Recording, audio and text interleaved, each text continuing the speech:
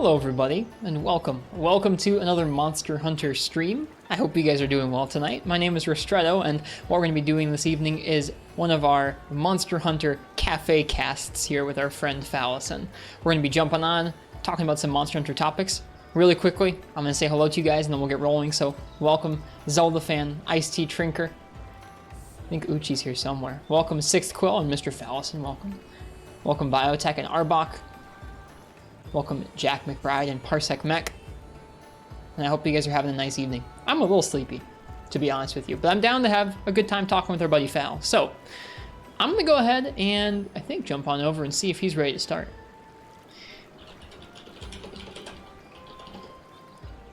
Yeah, it looks like he is, so I'm going to go ahead and undeafen here. All turned off.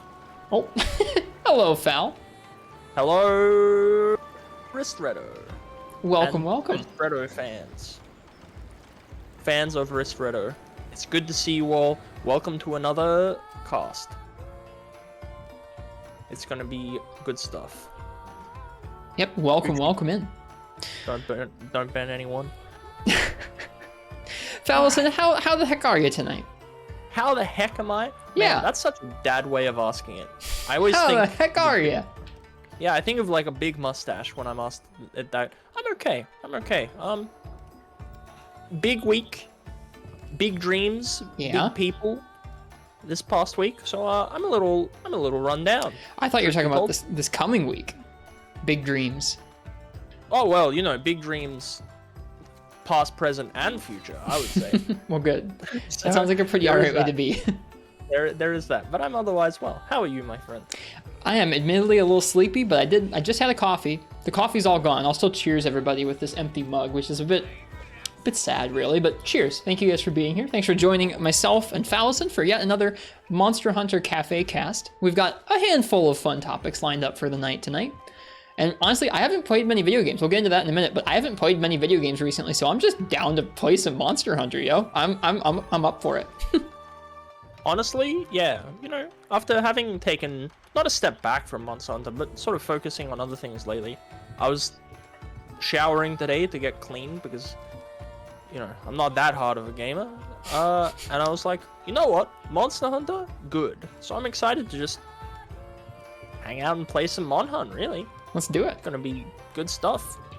Would you like Now- to choose a warm-up quest for us, Phal, while we get rolling? Oh, I would love to post a warm-up quest. Sick. It is posted. Cool. We got ourselves a low-rank Magnamalo here. I need him to make a sword and shield because I love his sword and shield because it's close to Darren Morin's. Yeah, it does kind of look like that, doesn't it? I like that design. It's the same sort of shape, but it doesn't quite look like the hand. But what's it called? Ame no Habakiri. That's one of the versions of it, at least. That's my favorite sword and shield in the whole franchise. I don't know any of the names of the Darren or Jen sword and shields, but I know I like them. I like them when I see them. I think the final upgrade path for gens is like the hollowed Nodachi or something like that. Someone would have to correct me on this. And then the final upgrade for Darren's, I don't remember, but I remember a bunch of the lower rank ones. I'm sure some turbo nerd out there has the information for me. Well, Phal, I know you said you weren't that much of a gamer. You said you were getting rid of the homily gamer stench. But I want you to tell us a little bit about your week. You said it was a big week. What was your week like this past week or two? Basically, it has been just a couple of fun events on stream that were real cool. I had two big ones last week. On Monday, I took Chad out on a date to Valentine's Day. I don't know if you saw, but I didn't. I created a restaurant torn in the fabric of reality. What does that mean? Honestly, you would have to see the screenshot or a part of the VOD. That sounds like something Germa would do. I gotta watch that VOD. I still don't know who this Germa person is completely. Like, I've seen a picture of him now since we last spoke about him. He's very handsome. Mm-hmm. Oh, very. But I don't know. I don't know. But it was intimate, Quill says. It was. We sat and I stared into a camera and I ate a meal and asked people how their day was. It was good. And then on Friday, I did a super dumb thing and completed all of the 6 From Software ARPGs in one sitting because I wanted to do that, and it took 16 hours and 36 minutes to complete that run. That's what I was thinking of when I was talking about you and your homely gamer smell. Was that particular endeavor? I was so homely gaming that day, and there was probably a stench to it. I imagine sitting in one chair for like 17 hours. That was a bit wacky, but we did it. I'm proud of you. I'm proud of that too. It took. I'd wanted to do that for a year, actually. I thought of this idea last year, and I simply didn't feel like I had the gamer skill to complete the run, and now I've done it. That's really cool. Legitimately, I've never streamed that long. I've done like a 12-hour once or twice, and it was brutal. It was real cool. How about yourself? How was your week? You took most of it off stream? Yeah. That's something where I haven't really talked about that a whole lot. I didn't talk about it tons on our stream the other day. I've streamed once in the last week, which is quite abnormal for me. I guess in the last couple of years since I started streaming regularly, I took a few days off to move and get married, and occasionally for holidays to visit family, but I've never actually taken time off just to take time off for more than like a day or two at a time. So it was pretty weird to take a whole week off and just chill. I had been feeling a little bit worn down by lots of routine and stuff in general recently, and it felt really nice to take a break and just take things slow for a week. Yeah, like I will encourage that every day of the week. Occasionally getting away from the internet removes you from sort of some of those echo chambers and conversations you can find yourself embroiled in all the time. So yeah, I love taking some time off. I always come back feeling refreshed and really motivated to do my best with some good new ideas.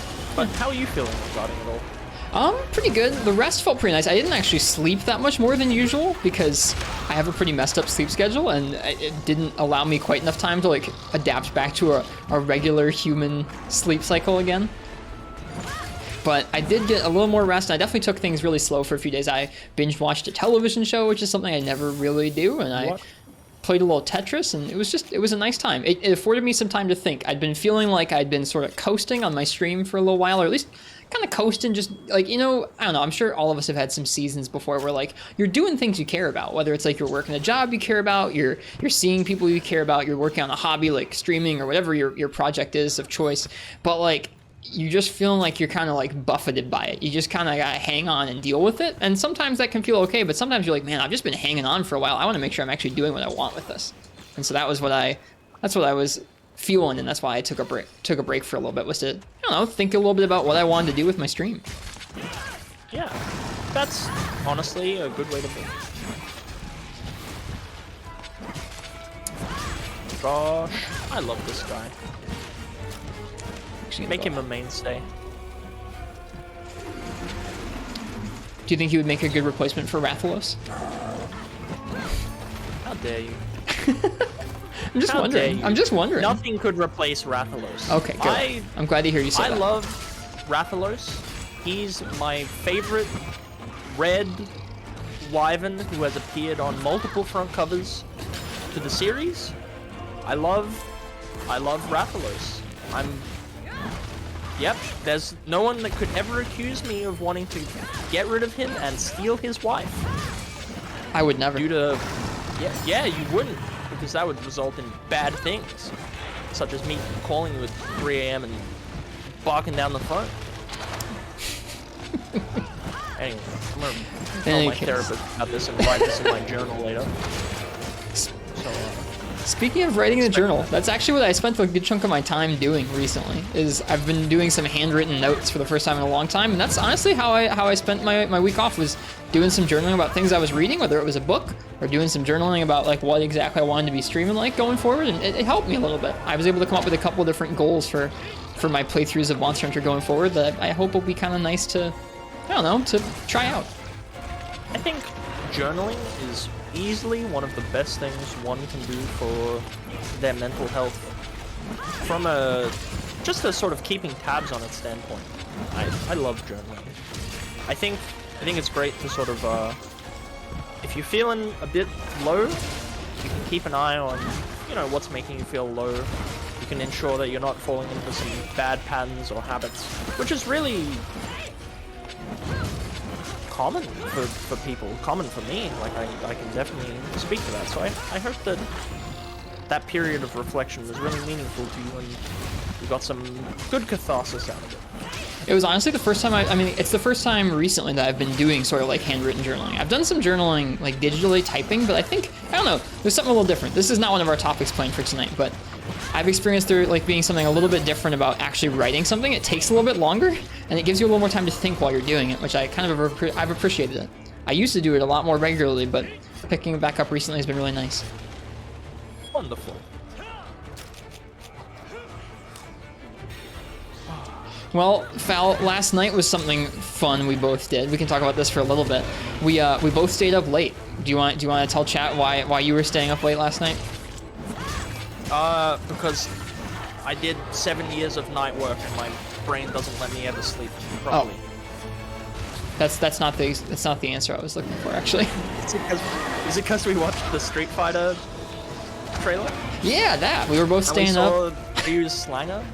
Yeah, dude, that's what we were staying up all night for. I don't know about you, but that's what I was up for. Yeah, it's interesting that there are people who thought it wasn't going to be Street Fighter 6, but it also should not have been Street Fighter 6. Mm-hmm.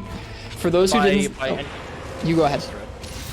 No, I was gonna say it shouldn't have been, but please finish your thought. For those who weren't there last night, tuned into the hype Capcom announcement, there had been a countdown ticking down for the last week to some mysterious Capcom reveal, and as the hour drew nearer, it was clear that it was going to line up with a Street Fighter final, which went late.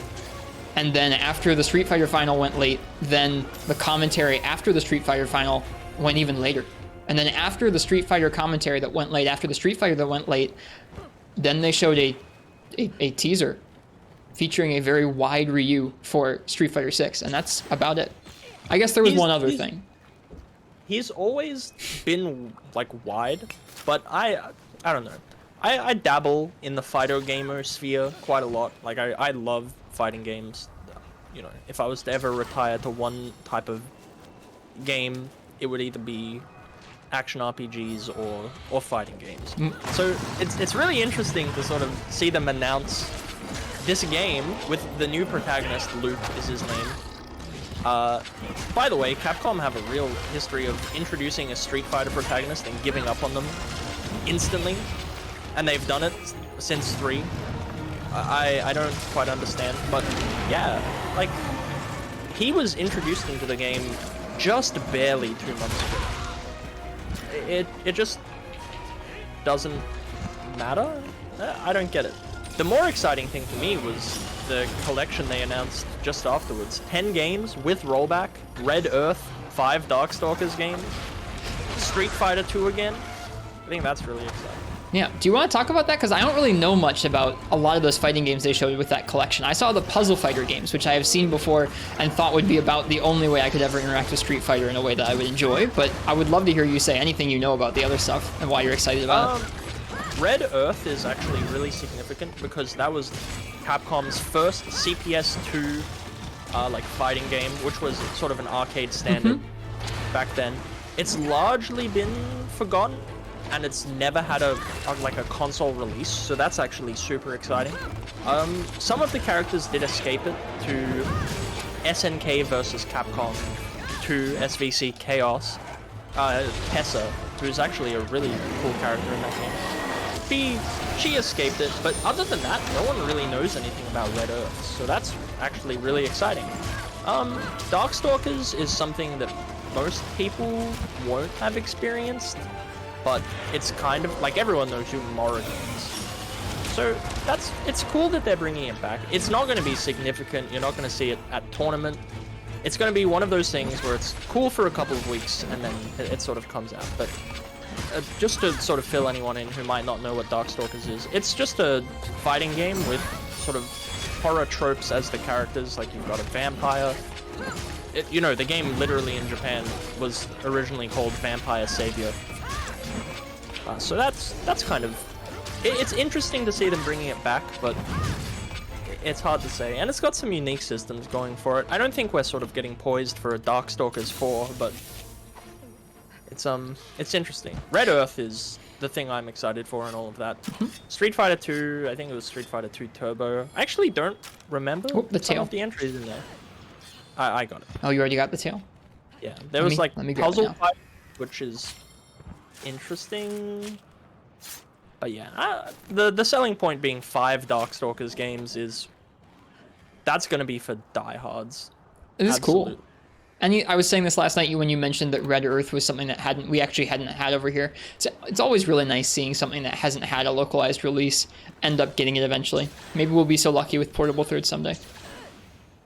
Yeah, absolutely. It's cool that they're doing it as a collection and with rollback, no less. Like, yeah, that's, you know, that's the fighting game meme of the past couple of years. Like, if something has rollback, it's automatically good. And you know what? It's true. Yeah, I was gonna say, I don't even know if it's a meme if it's true. Can something be both a meme and true? It's really neat. I think for Street Fighter 6 though, it's really interesting to me that they'll have to do a lot with that entry in general, because there's sort of, in my opinion, nothing Street Fighter has done in the past 5 or 6 years that hasn't been done by other 2D fighters, but better. Like, KOF is an example of something that has always been alongside Street Fighter in that same exact sphere, but somehow I can remain excited for that series, but not for Street Fighter, and it's because they do keep things fresh. Like King of Fighters 15 just came out last week as well, and I think that's doing pretty well, and people are having a lot of fun with it. It's fascinating, and I think we'll have to wait and see from Street Fighter 6. It being made in the RE engine might be to its credit though. Ooh, very nice. You got the anime finish. I did. Although, it was funny to wake up this morning and see that the logo is completely... it's stock. They paid $80 for it, tweaked it slightly, and called it a day. I don't understand that one. We were having a conversation about the logo last night before anybody had like found the exact stock logo that like it looks like they've based it on, and we were saying that it looked like if they'd taken a logo and go like, what if we were trying to make Street Fighter but just make it look as much as possible like real life MMA fighting. Yeah, that's my thought. Like with Luke as the new protagonist, my thought was like, okay, so it's a hexagon, but it's meant to be like the octagon because Luke's the MMA guy. They're trying to make it seem more UFC-esque or what have you. And then that theory is completely gone because it's just not that. But, I don't know. We'll see what they are planning on doing for the series. I think for the 6th entry, they'll have to really sort of step it up. But, I don't know. I can't get excited for the fighting game with 3D graphics now. We were talking a little bit about that last night too, weren't we? Yeah. There's a lot of interesting elements. For me, like, I'm just a sucker for Third Strike. I think that game looks so good. It will always look good. It has a great soundtrack. Has an announcer who yells at me. Good stuff. But yeah, it's just it's very weird that they are forcing that out the door. And it must be sort of interesting for you guys who don't really follow fighting games. Yeah, I was about to ask. For me, I don't follow Street Fighter, and I don't follow most fighting games. But to me, it felt like it was about time for a new Street Fighter. I was going to ask you why you said that you felt like it wasn't the time for it. Oh, because they literally just introduced Luke to the game. I didn't get a Scoot from that. How? Isn't Scoot high rank? Is it? Let me take a look. It's rarity 3. No, never mind. That should be low rank. Yeah, I think I just got unlucky. Yeah, I haven't done a high rank Magnamalo yet. Yeah, Oh, well. no, it is low rank. We needed to break his back. I don't know if we did. We did. We can do another one if you want. He's a pretty good fight. Post whatever it is that you so choose. I don't need anything particularly from low rank, so I'm fine with fighting whatever you need. I'll take another Magna then. That's okay. Yeah. Yeah, that's sort of what I was getting at Parsec. They've historically introduced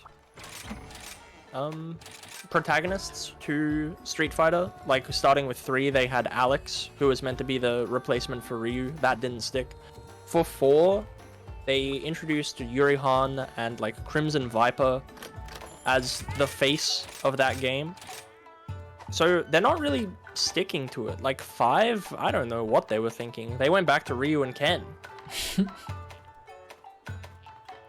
And then for 6, obviously they're putting their eggs in the Luke basket, but I've not really seen anyone be sort of super thrilled about him. He just kind of exists.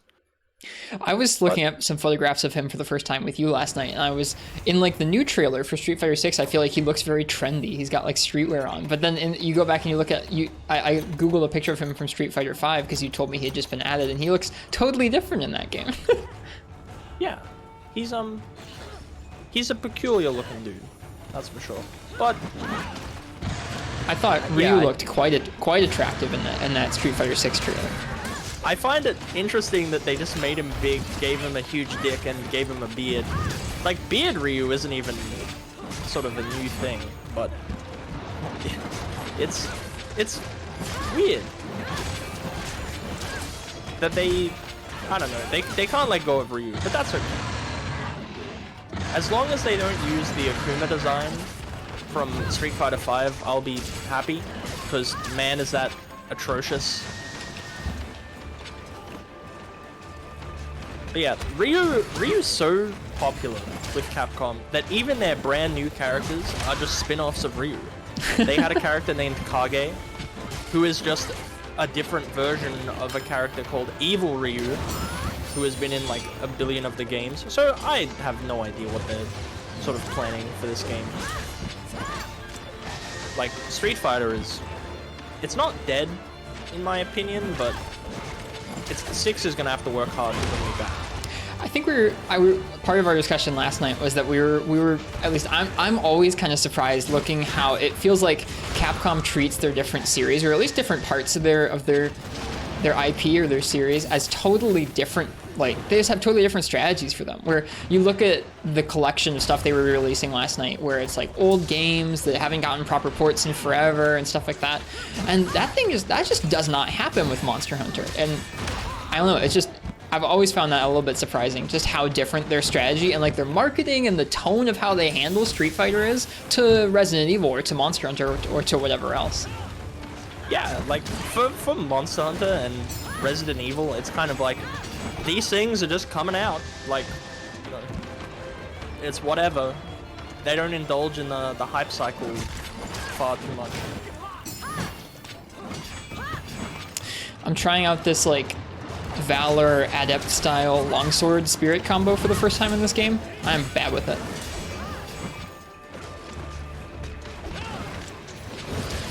Gotta get used to that. I like that one. I've never really gotten used to it in any of the games. This is kind of my first time trying it out in a while. There is a Magnamalo in this quest, by the way. I just figured this would be a fun thing for us to get to work out. No, why not? I got ticks to go. But yeah, like the big old countdown to a teaser trailer, you know, like everyone knew Street Fighter 6 was coming. They said Luke was the face of it, so I just don't quite understand. But, It was kind of funny. The countdown that everybody was waiting for last night didn't even update because they, like I said, that Street Fighter match went long. But then even after the Street Fighter match, they didn't actually update the counter for a long time. It was kind of an interesting choice to have something dramatic like that counter and then like not have it actually end up functioning like a countdown should. Yeah, like I checked the countdown about an hour after I saw a news article about it. I was like, oh, like maybe this is fake because the countdown is still going. No, they just didn't do the website properly. Well, But technical difficulties, they come with the territory. it's, I don't know. I think that was pretty interesting, I guess. I have nothing particularly to say about it aside just like I thought Ryu looked very attractive, and I don't know, to me, I hope that they're managed to, we don't really know much about any sort, we don't know any details about that new Street Fighter aside just that there will be that other protagonist, and I hope that they manage to make a game that folks actually enjoy a little bit more than folks enjoyed Street Fighter 5 from what I got the sense of. I don't think it'll ever happen again, but I think another like weird Capcom collaboration game would actually get me excited. Like a Capcom versus SNK, a Capcom versus Tatsunoko, something that's not Marvel versus Capcom. Or I don't know, just put Virgil from MVC3 and People like their Marvel. Street Fighter 6, I'll be happy. But yeah, I've got no strong feelings, so I guess I'm ready to be surprised. Yeah, we'll see what happens this summer. Yeah. Which is not my summer, it's your summer. That's true. For you, it's the winter time. I'm still not used to that. It is odd. Right now, oh goodness, I'm about to get slam dunked by this Toby Kadachi. No, I'm not, because my boy is Wyvern riding. Yeah, I think I've said all I can say on Street Fighter. Yeah, No, I have no other things to say about it. Third strike, good. That's the be-all and That's the end-all takeaway. of my Street Fighter opinions. Street Fighter good, Alpha okay.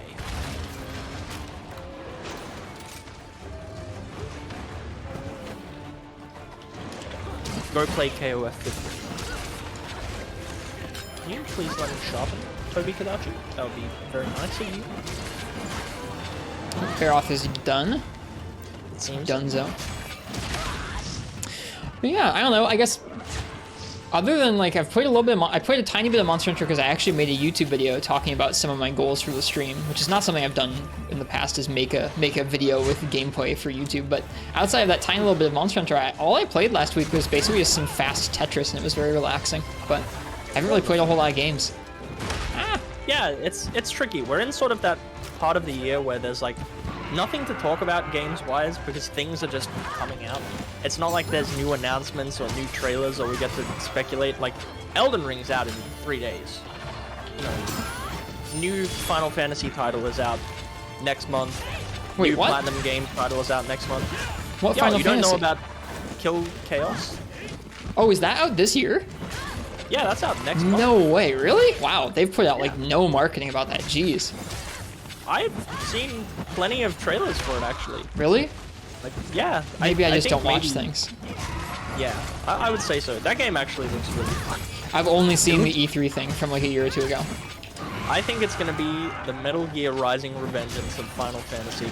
And I say that in a vain attempt to make people sort of look at the game differently, rather than hoping it was a remake of Final Fantasy 1. It looks so dumb, but it looks exciting. I like dumb. Yeah. You know what else is exciting? After this warm-up hunt, we start getting into the meat of the cast and discussing other stuff. Yeah, I'm pretty excited for our discussions tonight. Yeah, I think it'll be very fun. But yeah, Street Fighter 6, it looks alright. Street Fighter, Darkstalkers collection plus others also looks cool. I don't understand the game choices, but sort of the cover art looked nice. It didn't have Morrigan front and center, which was a fascinating, like a bold move for Darkstalkers.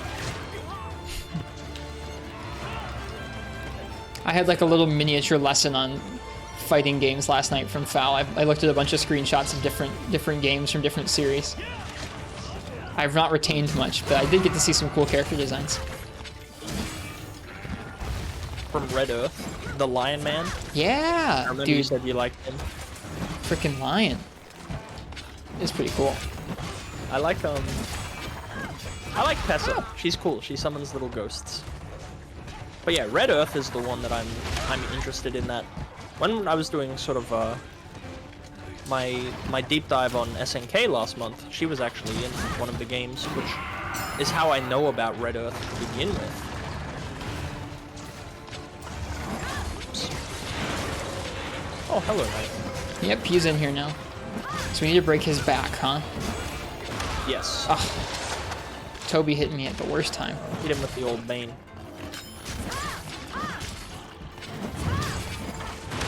Oh boy. I need that new SNS. I'm sharpening every 30 seconds here. I made a very, very comfy longsword to play with tonight. One.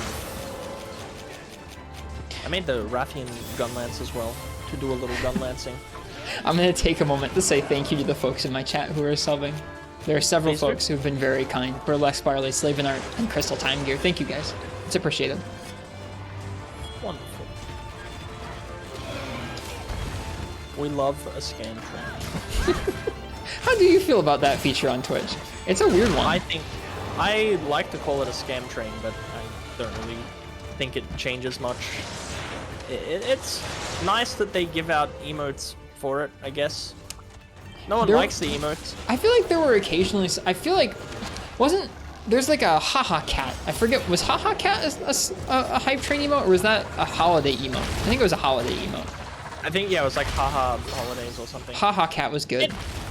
In any case, the scam train, it's alright. Doesn't bug me too much. I think that there are certainly worse features on Twitch. Yep, agreed. Yeah, it's a holiday thing because he's eating a little mince pie.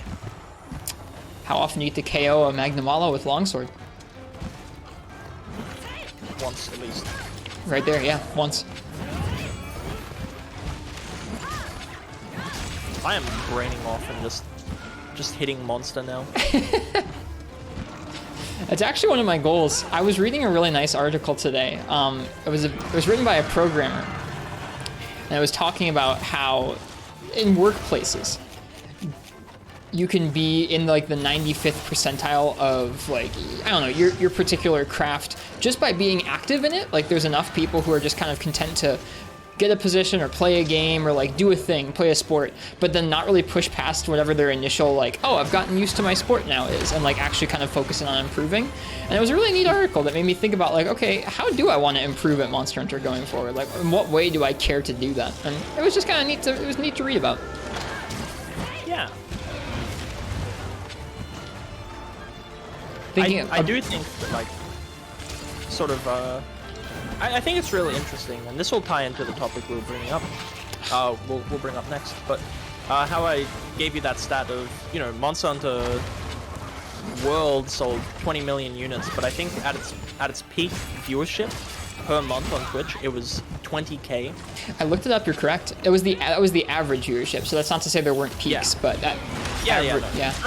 Well, average is probably better than just looking at the peak, but yeah, I think if you consider that, and you know, obviously it's not super indicative of anything, but I think to say, yeah, I'm part of that 20,000 who is interested enough to go watch a Twitch stream, it's probably indicative of sort of the people who played past the tutorial and really got stuck into the game.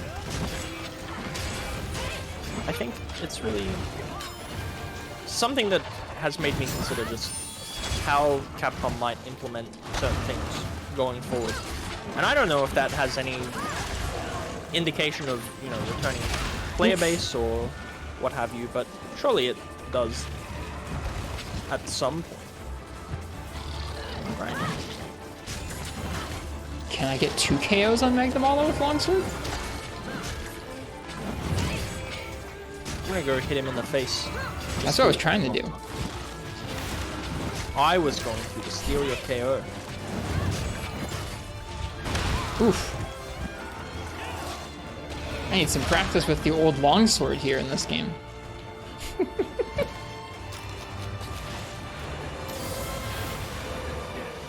Can you please not shoot me with orbs? buckaroo. Did I ever tell you that after I think I told you that after the one cast where you were telling me about the pondering the orb, I then saw that everywhere for weeks. Oh, no, you didn't mention it, but I'm sorry. Oh yeah, no, I mean, you were spot on. You were like, you're gonna see this everywhere. And I was like, okay, I don't know what that is yet. And then I saw it everywhere, and I was like, oh, okay, I get it now.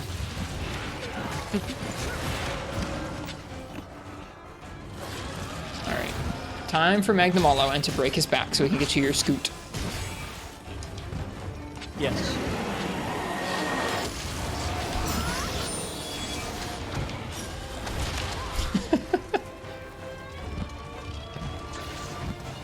I should just zoom up in the air there, huh?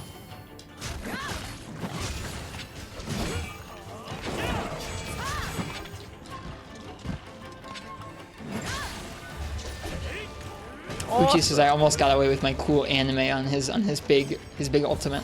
That's the second time I've tried it this hunt, is trying, or maybe it was last hunt too, is trying the IIA slash or the EI slash on his big roar.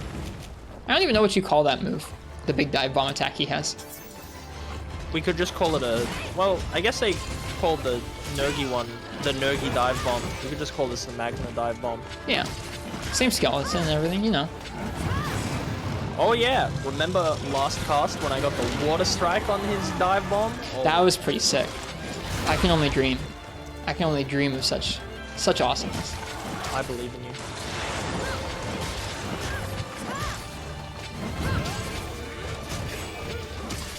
Oh, he ran away.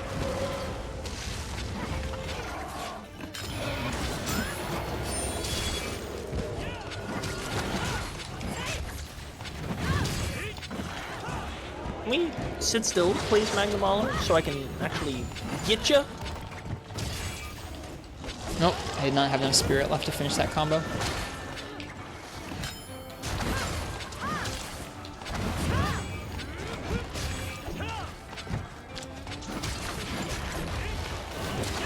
I'm just jumping up in the air and slicing. I'm just jumping up in the air Ooh. and slicing. Woo, that was lucky.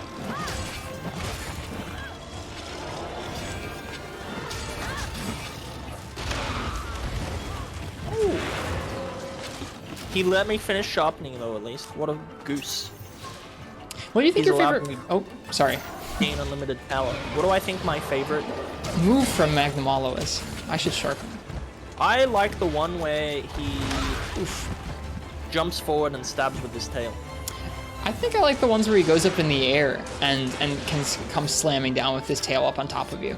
I think that's pretty cool.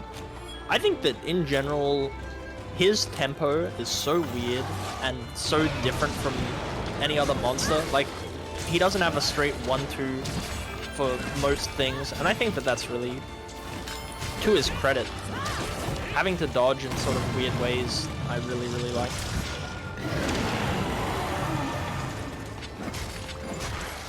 I think it's really fun that he has a lot of different patterns, and that going into high rank, they just add even more patterns, although he does have quite a few pins in high rank. I recently was able to solo my first one of him in high rank, and it took me quite a bit because I'm not using wire bugs, and his pins were a problem.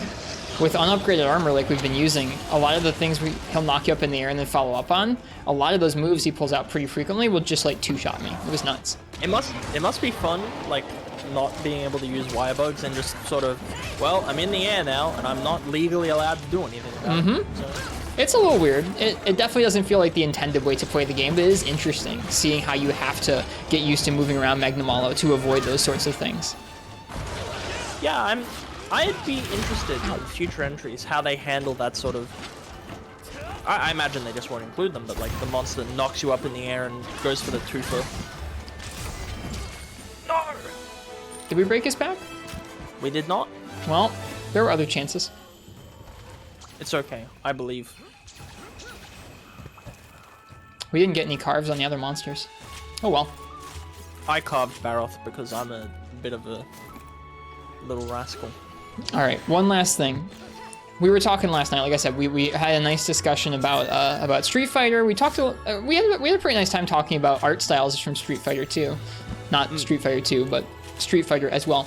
But you also had we briefly touched on Monster Hunter bowguns. I think I offhandedly said that they were stinky in regards to something, but you had an idea to make them less stinky in Alright. future entries. Do you want to explain this idea, Phalacin? Okay.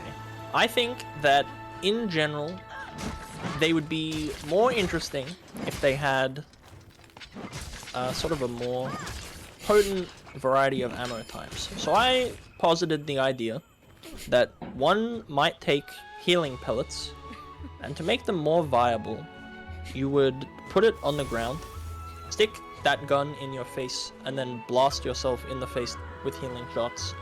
And I think that that would be a pretty effective way of really zhuzhing up the old, I didn't get it screwed. Zhuzhing up a heavy bow gun. I think that would be good. And also, imagine, that also knocks you into the air, which allows you to get sick mounts, sick aerial shots. It's basically aerial style. You know, it'd be the new insect glaive. So That was the part that excited me. Was when you mentioned that it would be like a gust crab. It would fling you into the air with your healing and everything. That sounds like fun. All right, we're gonna run this back one more time while we get into this next discussion, because I need to get you your scoot. Plus, I mean, like, it's not like Magnum All is a boring fight to watch. no, I like him. I think he's a good boy. Okay, well, before we embark on this next quest, Phalacin, who would you like to intro this next topic, you or me? Up to you. Okay. That's Well- not an answer. That's all right. I got this, I think. So, one of the Monster Hunter goings on that happened this last week. It's a little silly. We've all probably seen a little bit of it. But one of the things that went on in the last week was Monster Hunter Rise got some details for its next, not even a title update, but just its next update. Detailed some new event quests coming.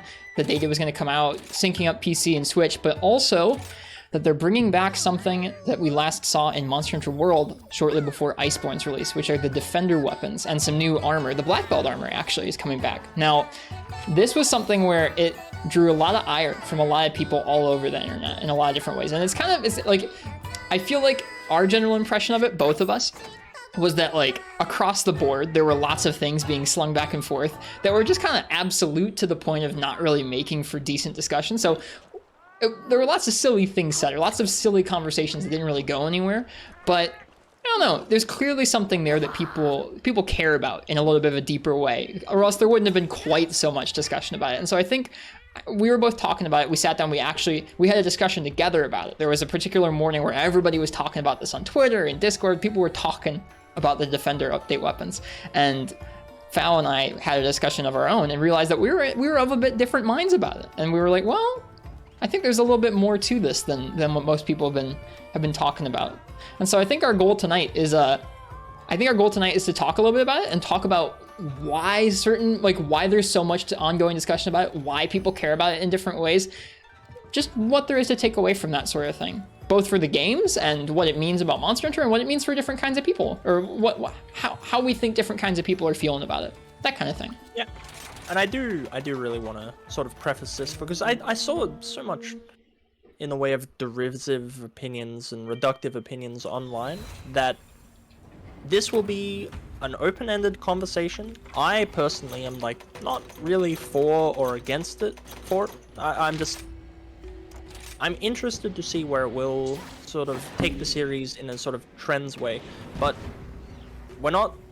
I feel weird even having to say this, but it's not going to be hot takes. It's not going to be a big argument, but I do think that there is a lot of very large discussions to be had from sort of a design standpoint when it comes to the Defender gear. And yeah, we did have some differing opinions, but I don't think it was in a way that's going to be controversial. And I do ask that everyone listens to what's being said carefully and doesn't attempt to jump down either of our throats. Not that anyone would, but I do want it to be said that we are going to, well, as with all things, we try and have meaningful conversations that are meant to be hopefully a little bit enlightening or make you think about it in a different way. And this will be no exception. So, But, sorry, please. You know, you're good. I want to let you finish your thought real quick. I just wanted to say, I do understand that this is a topic people are a bit heated on, a bit divided on, so just yeah, keep that in mind, please. Okay, so I want to get like an overview of Phalacin. What did you think about it when they announced this week? What were your thoughts, and what were your thoughts upon seeing some of the things people were saying online? Like, how'd you feel? I want to get a sense for that. My initial thoughts upon seeing it were kind of, I just glossed over it. I didn't really think about it. Just it was not something that really registered with me until I saw how people were feeling about it. And then, you know, I sort of started to think on it, and one of the main sort of opinions that I didn't resonate with that people were posting were like, you know, I don't really like that people are going to come into the game with a different experience to me. They're going to feel differently about the game. They're going to have a different experience with the franchise than me, and I don't like that. And I thought that was kind of an interesting take, that people were sort of dwelling on what another person might think of the franchise after having played it. And I think to an extent, you know, it makes sense to consider that. But yeah, I thought it was interesting. And then largely where I went down the thought rabbit hole was that everyone's experience with the video game is going to be completely different, and there is no such objective thing as the Monster Hunter experience. There's just your Monster Hunter experience. So I think to that end, I do not mind that they're introducing it. I think that provided they don't change anything about the existing gear to accommodate it, then it doesn't bother me, because I don't have to use it. And I don't agree with the don't like it, just don't use it, because obviously I do understand how it's going to affect the balance of the game, and it's not necessarily a nice feeling to have something that's objectively better and way easier to make. But I think that will be a sort of a decision people have to make for themselves individually. And I don't know, I think in regards to player choice, it's not so bad to have people who might want to interface with the game differently take a look at this Defender armor and say, okay, I don't necessarily want to deal with, you know, the skills, I just want something that's good right out of the box, and I want to hunt the monsters. And I think that maybe that's Capcom's way of getting people in the door and keeping them there and trying to engage them to want to learn the other sort of skill sets required or asked of you in Monster Hunter, such as set building, etc. But on the other hand, there's the case that, you know, why would you bother when you have something that is just objectively better? So I think that's largely one of the big takeaways that I've got from it, but lots of multifaceted feelings. Is it fair to say that you felt like you were kind of, I don't know, you were more of the opinion like, I don't really think that this is as huge a deal as people are making it out to be? That was kind of like how you felt initially? Yeah, like, I think that it's not a huge deal in and of itself, but I think that it is really interesting with how the series may trend going forward. And you put it best when you said, clearly this is an idea that they like and want to continue doing. There's a reason that they're doing it, be it focus testing or maybe some semblance of being misguided, but I sincerely think that it would be the former. Yeah, I'll get to that in a little bit here. That's largely how I feel about it.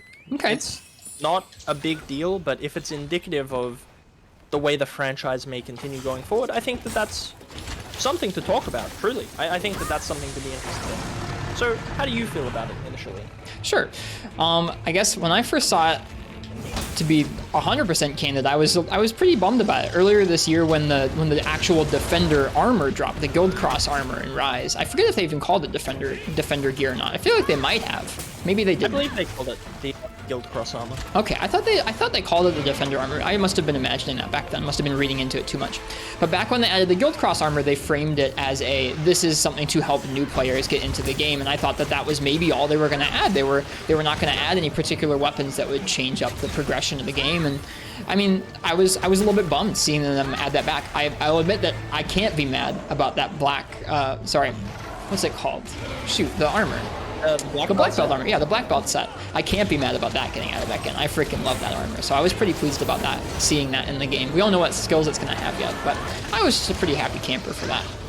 But I was a little sad seeing the weapons, and my first impression was definitely a lot more negative. For context, from what we've seen from that trailer, it looks like what they're planning on adding to Rise is a couple of low rank weapons that'll change up the progression in low rank a little bit. So that isn't quite the same as what we had in the last game, which is Monster Hunter World, and I think that's what I was basing a lot of my first impressions on there. Were just that in Monster Hunter World, I recently replayed through it, and if you look at the Defender weapons compared to like the other weapons in that game, they take very few materials and they're massively stronger, not just in low rank, but in a good chunk of high rank as well. And I don't know, that the idea of that coming to Rise definitely bummed me out before I took a good look at it and realized, like, okay, what they showed in that trailer doesn't look too crazy. And I think as the day went on and I looked at it some more and talked with folks about it, I was like, okay, this actually doesn't look to be that bad. That was, I think, at the end of that day, my impression was like, I don't know if I like this, but it doesn't look too bad from that trailer. I don't think if they just had what was in that trailer there, I don't think it'd be an issue. And I think how I quantify that is like you mentioned a moment ago, clearly if they've put something in 2 different games in a row, that's almost a trend by definition. I think a definition of a trend is 3 events on a graph or something like that. I don't know for sure. I'm not in engineering school. My wife is. But I think clearly if they put it in 2 games now, it's something that they're at least interested in. They're interested in finding a way to make it a little easier for certain players to get into the game. Now, I think that there are ways that they could probably do that didn't involve just giving the players like boosted gear, but if that's what they want to do, I think there's got to be a compromise. Like if they are going to put something in the game to help players in terms of giving them gear, and they're on the other end of that, they don't want to like wreck the balance of the game or like make it so that there's basically only one option you want to be using if you want to be using like the best thing at the moment, or the easiest thing to progress through the game at the moment, then there's got to be some kind of compromise where they add it and it's helpful to folks who are starting the game, but it also doesn't change the balance of things too much. And I'll talk about that again, the balancing part of it, in a minute or two here. But in general, I feel like there's probably a compromise there, and maybe it is just something for low rank, where I think there is a valid thing there that they're addressing when they say, hey, we want to, like, not, I don't know, there's a valid thing they're addressing there when they say, like, hey, we want to give people gear to make it a little bit easier to get into this thing. Because I remember when I first was starting to learn Monster Hunter, I started with Generations, which is like a decently complex entry in the series, right? It's not like the least mechanically complex or the game with the simplest progression or anything. It's kind of weird. And when I was first learning to play, I kind of took it piecemeal, where I was like, okay, I'm going to learn how to use longsword, but I'm not going to learn about that armor stuff, or I'm not going to learn about that Palico stuff, or like whatever it was. There were just so many mechanics, so many different things to learn about that it was really overwhelming. And so I feel like definitely having an occasion where maybe the players don't have to worry about their defense as much, or they don't have to worry about their weapon upgrades or figuring that part out quite yet. They can just kind of get used to some of the combat or focus on learning the controls. I think that's pretty valid. So I understand why they probably want to do that, and I mean, like, clearly they want to if they put it in 2 of the games now.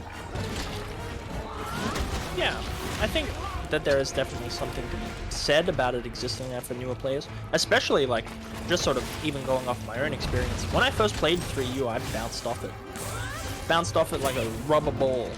Like, I just couldn't get it, I didn't understand it, and it took, like, a lot of reading up and talking to people to sort of understand it. And I think that one thing that's really interesting about Defender armor, or something to be talked about when it comes to Defender armor, is just let's not say Defender armor explicitly, but just things that are being introduced to allow players to avoid learning mechanics, or at least put it off for a little while. Mm-hmm. I think that could potentially be indicative of where they're going to go with the series in general, like in terms of how they're handling skills, how they're handling adding these things, how they're going to tutorialize it, how many quality of life changes, this, that, or the other there's going to be. I think that that's definitely something to consider with them adding it, and maybe Rise won't be where we see that idea come out fully formed, but it might be indicative of things to come. Yeah, I mean, there's not really any particular way of knowing about that, but I'm also, that's something I want to touch on. I don't think it's the end of the conversation for me or anything, but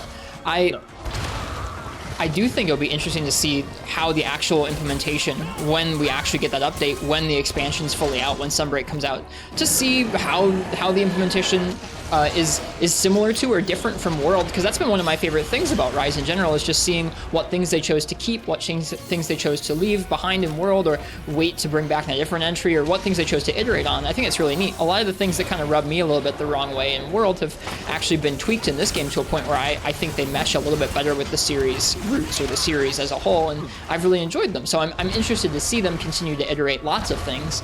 And I think that, I don't know, that was one of the things that I really felt the other day when the update came out, or when the news about the update came out and folks were talking about it. Is like, I don't know, I like getting to see them iterate on these different ideas and try and take these new things they want from the series, whether it's faster combat or whether it's a way for players to kind of get into the game a little bit easier at some point, that kind of thing.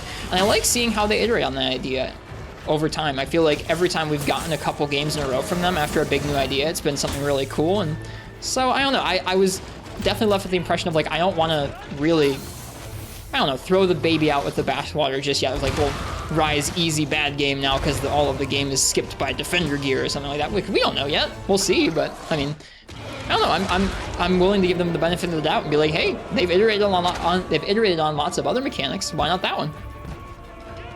Yeah, absolutely. Like, I don't think Defender gear is bad in and of itself, but the implementation will be important for the game's longevity. But I don't know, like, just to sort of lean into sort of a thought for a moment. I recall one thing you said when we were discussing it was you thought the argument of just don't use it was a little bit lazy. And I can see where you're coming from, even if I don't 100% agree. Mm-hmm. But I was planning. I want to get into that here in a minute too. Okay. You can talk about it still. I'll jump off whatever you say. I do think that you absolutely have the choice not to use it, but you are probably right. Like, it sucks to look at something that is just objectively better and then consciously make the decision to not use that thing. And I think that that's definitely something to consider in regards to its implementation. Is it punishing players for not using it? And I think that really depends on your approach to the game and games sort of in general, and your experience with these games. So I think that's something I definitely want to consider. I like the idea of getting new players into the franchise though, and giving them something that they might not bounce off as hard. And even if you have like a relatively small conversion rate of people who do want to learn the series and learn the games or this, that, or the other, I do think that it will be better for the franchise overall to have some sort of newbie-friendly implementation like that. What just happened? His ultimate? He just walked into me and I died. Yeah, he runs in a circle. But I was at full health. I don't know. This isn't a high rank one, I don't think. Nope, not. Okay. He does the damage. Maybe I need the defender. He's a legit dude. Yeah, he's a bad dude with a rad dude.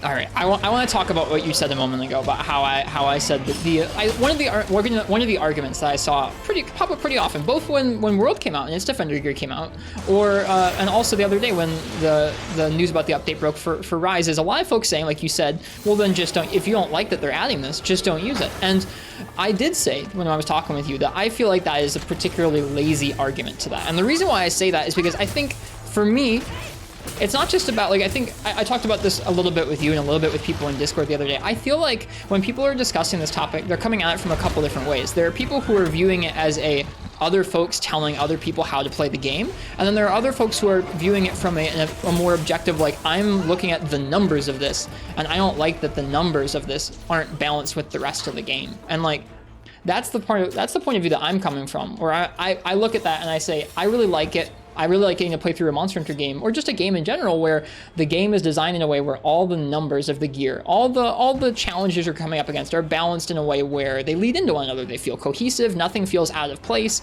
It feels like the whole game was designed with a vision where it's like, hey, all this stuff fits together, there's a progression, you play through, and as you do, like, I mean, you have to work at different things to get better gear because of this and that and that. And I think having a cohesively designed game like that is good. And so I'm not looking at the defender gear and going, man, that defender gear means that other people won't have to play the game like I did. I'm looking at it and going, when they add that defender gear, it means that the game won't really be like balanced for whatever portion the gear affects. It's like, you know, the numbers aren't really going to make as much sense there. And I talked a little bit about it with you the other day, where like that could have some pretty serious knock-on effects that I feel like folks don't think about when maybe they're viewing it from a, you're just wanting to tell people how to play the game. It's like, no, I'm not really trying to tell people how to play the game. Really, that's not the reason that I'm upset about those numbers being different.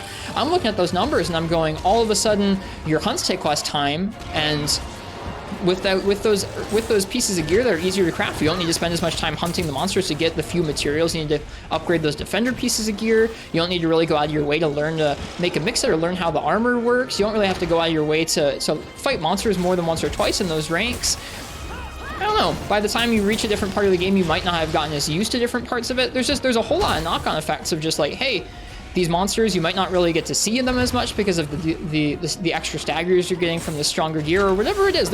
There are different kinds of knock-on effects where like the experience of the game, not just like, was it easy, was it hard, but like the fights all of a sudden are different. There are more staggers, or they take less time, or I don't know, just all sorts of things you might not end up really experiencing anymore. The actual game has been physically changed by changing the balance, changing the numbers that you have access to at whatever part in the game. And that's the part that gets me going. Not that like, oh, but now people won't have to struggle through it how like I struggled through it. Because, I mean, to be honest with you, I do things in a really weird, obtuse, dumb way anyway. So like, that's not really what I'm wrapped up in. I don't want y'all to go out and play like I do. I play like this because I'm messed up and I like having fun in this weird, odd way. But like, y'all can do whatever you want. I just want the game to be like, designed in a way that makes sense. And to me, it's like when you introduce numbers that don't necessarily line up with some of the other numbers at that point in the game, it's kind of a bummer. It means the game won't really make as much sense. It might not really play quite as well. And I mean, different people are going to enjoy that. There are going to be people who enjoy how that feels. And like, that's okay. I'm not really telling those people they're wrong. It's just like, I want the game to make sense. And that's not really, for me, it's a lot less about telling other people what to play and a lot more about just, I want the game to be objectively sort of balanced like that. I think it's really interesting because I tend to view the defender armor as a sort of side thing. Like, it adds player choice, and by extension it adds a different depth to player experience. Like, you'll have people like yourself, myself, and I imagine many others who just sort of look at it and go, okay, I don't want to use that, even if the numbers are super high and super good, like it's objectively the best thing. I don't want to use that because that's not the experience to me. I don't know if I got a scoop. I want the experience to be the crafting. I want to build my own sets because I know that's where part of my fun comes from. Experimenting with different sets, delving deep into that sort of crafting system, and really having fun making lots of stuff. Like, that's part of the draw for me. The draw has always been fight big thing to make gear, and make the gear to fight the big thing. And I love that. And I think that you can look at it as sort of a divergent path and go, okay, let's say I'm a new player or even an old player. I don't want to do any of that. I just want the gear and I want to fight the thing, and even if the experience is different, I don't care. So I do think that while saying in a sort of put your nose in the air and like holier than thou way, you know, please, like, just don't use it if you don't like it, forehead. I do think that is reductive, but I don't necessarily disagree with the entire spirit of you can just not use it. Yeah, and I mean, like, you can, and I didn't in World when I played through recently, and I probably won't end up being in a situation where I will want to use or have to use the defender gear in this game either. It's just like I don't know, there's only so far that argument goes when it's like, well, if you don't like that they changed how the game works, then just don't play it that way at all. Or like, if you don't like that the game's unbalanced now, then just pretend it's not. It's like, well, yeah, but that only goes so far. And something you said a little bit ago is pretty important as well, where you said you viewed it as sort of like a side way to play the game, or like a different option to play through the game. It's going to be interesting to see how they present it here in this game in terms of the Defender gear. In World, they did an okay job of saying like, hey, this is stuff designed to make the game easier. Or, hey, this is stronger gear. There was a disclaimer in the game saying, hey, this is stronger stuff. Like the Defender gear will help you progress through the game in a more streamlined pace to get to Iceborne. And that's good that there was a message in there, but it was also like the default. When you boot up the game and you make a new character these days in World or Iceborne, you can choose between leather and chainmail, but Defender armor is the default choice. And the armor really isn't that big of a deal. I don't think it will be in Rise either. I mean, we'll have to wait and see. Like I said, we don't really know what skills are going to be on that set and how that'll affect the balance of the game numbers wise.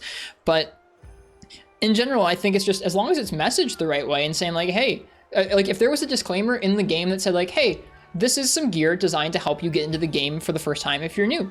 It is a little bit stronger than what this game was initially designed for, but it'll help you get in and it'll help you get to this new stuff quicker if that's your goal, and it'll help you have a little bit of an easier time acclimating to it as a complex game. Like if there was a disclaimer like that in game, I wouldn't care if it was there at all. To me, it's way more about just kind of, I don't know, if you're gonna have something that's like drastically sort of imbalanced or drastically in there that doesn't quite fit with how the game was designed numbers wise initially, I feel like having something like that in there would go a long way towards making a lot of people happy about it. I do think that it's sort of, it's weird to me. It's like, it's such a big thing. And I think that at that point, it might as well have just been in the game from launch. If you're just going, if the difference between you being happy or unhappy about its implementation is sort of a signpost that's like, okay, this gear is for plebs, it's for newbies, don't use it if you're good or what have you. I think that might make people feel like they're a bit, like, if presented in the wrong way, it might make people feel as though they're sort of forced into an experience that they don't want to engage with because they'll get FOMO or they'll be made to feel like they're missing out. So I think that it's a super slippery slope to just say, it's tricky. Yeah, just put a sign up that's like, it's unbalanced. I think I do on some level that is not entirely well thought through agree. Yeah, chuck a disclaimer and have people say, okay, do you want Defender gear in your game? But if they were to do something like that, it might beg the question of why they included it at all. Yeah, I don't think it's a particularly easy position for a team to be in, having to, like, wanting to add that to the game, but also not wanting to compromise it too much for people who need it or for people who will be vocally against that sort of inclusion. Yeah, it makes, like, the implementation of it currently makes me feel like they're adding it because the initial, like, game come out hype is in there, and now they're sort of seeing sales dwindle a bit. They want to raise a bit more hype for Sunbreak, that's the name of the expansion, and be like, yep, okay, here's this thing to help newbies get into the game, we're adding it, and because, like, there's no good way to advertise that at launch, right? Like, that's why I feel like they're putting it in now. Because there's no easy way to stick it in at launch and be like, alright, we've got beginner mode now, guys. And I think that it sort of makes it hard, because it becomes a question of who it is they're advertising to. They're not trying to sell me Defender. They're not trying to sell you Defender. They're trying to drum up hype for a new audience. Yeah. And I think that maybe that's better. I think that maybe implementing it, I'm of two minds of it. I think implementing it after the fact is probably better because, you know, people like yourself and myself and everyone else who got it at launch, we look at it and go, okay, this is not going to change my experience because I already have gear, I have this, that, or the other. But then it becomes really tricky for people who are getting the game late, people who are doing a second playthrough. And I can say of World, my experience was drastically different the second time through, having access to the clutch core, having access to Defender gear. And I will admit, like, I looked at it and went, okay, you know, that seems like an easy way to just sort of play around with the weapon. I've already played the game before, I'll just quickly chuck on the Defender gear. And I agree, that did sort of, you know, I could use it for its intended purpose, I guess, to just sort of get through the high rank. So there's just so many different variables in who Capcom might be considering when they add something this beginner friendly. I do think, like I said, sorry, it's confusing. Like a lot of things that the Monster Hunter team does, it just confuses me. I don't quite understand it. I don't think it's bad, but I think that if I was to be a little bit uncharitable, some of the decisions are a little bit directionless, and I sort of struggle to look at those elements. Interesting. I was gonna say, I mentioned at the like almost at the very beginning of the conversation, I think there are other ways of kind of inserting something into the game to like give people options to make things easier without A, making it feel like a newbie thing, and B, just having it be straight up like a broken buffed version of something that's already in the game, or a broken buffed easier version of something that like might unbalance some of the content, whether it's like how you imagined or how you would have initially gone through the game in terms of upgrading gear or crafting gear, or what you would have gone out of your way to do in order to have gear that was sufficient for different portions of the game might change that sort of thing. Like imagine if the defender gear was in and like there were two versions or like two different, like imagine if you had starting gear at the beginning of the game that was like, hey, this is stronger, but you like, I don't know, just imagine if there were trade-offs is I guess the thing I would like to get at. Is what if you had stuff that was like a little bit more streamlined to play the game, but it didn't have some of the things that were more fun to play around with? What if you had early sets that had like evade on them on the other side, where like you had sets that had like more defense and attack on them for folks who were just learning, but then you also had weapons on the other side, or sorry, armor on the other side that like had other skills that were more interesting to play around with, or skills that gave you boosted like chances at getting carves or whatever it is. Some kind of trade-off where it's not necessarily like, I don't know, just better or worse, but just different choices you could have that would be like, hey, this is better if you're new to the game and you're learning. This is better if you've played through it before and you can kind of like have fun playing around with these other things or get better drops or whatever it is. Yeah, or like, hey, do you wanna try a different weapon? I don't know. I think it's so hard, and partially I think the defender gear, like one of the most negative things I can say about it is it's a band-aid solution for a relatively inaccessible on its head skill system. Like when you're just starting out, you look at the fact that you've got weakness exploit that does the math. You have attack boost, which does the math. You have crit eye, you have crit boost. You've got like, and then 7 levels of that, no less. I think that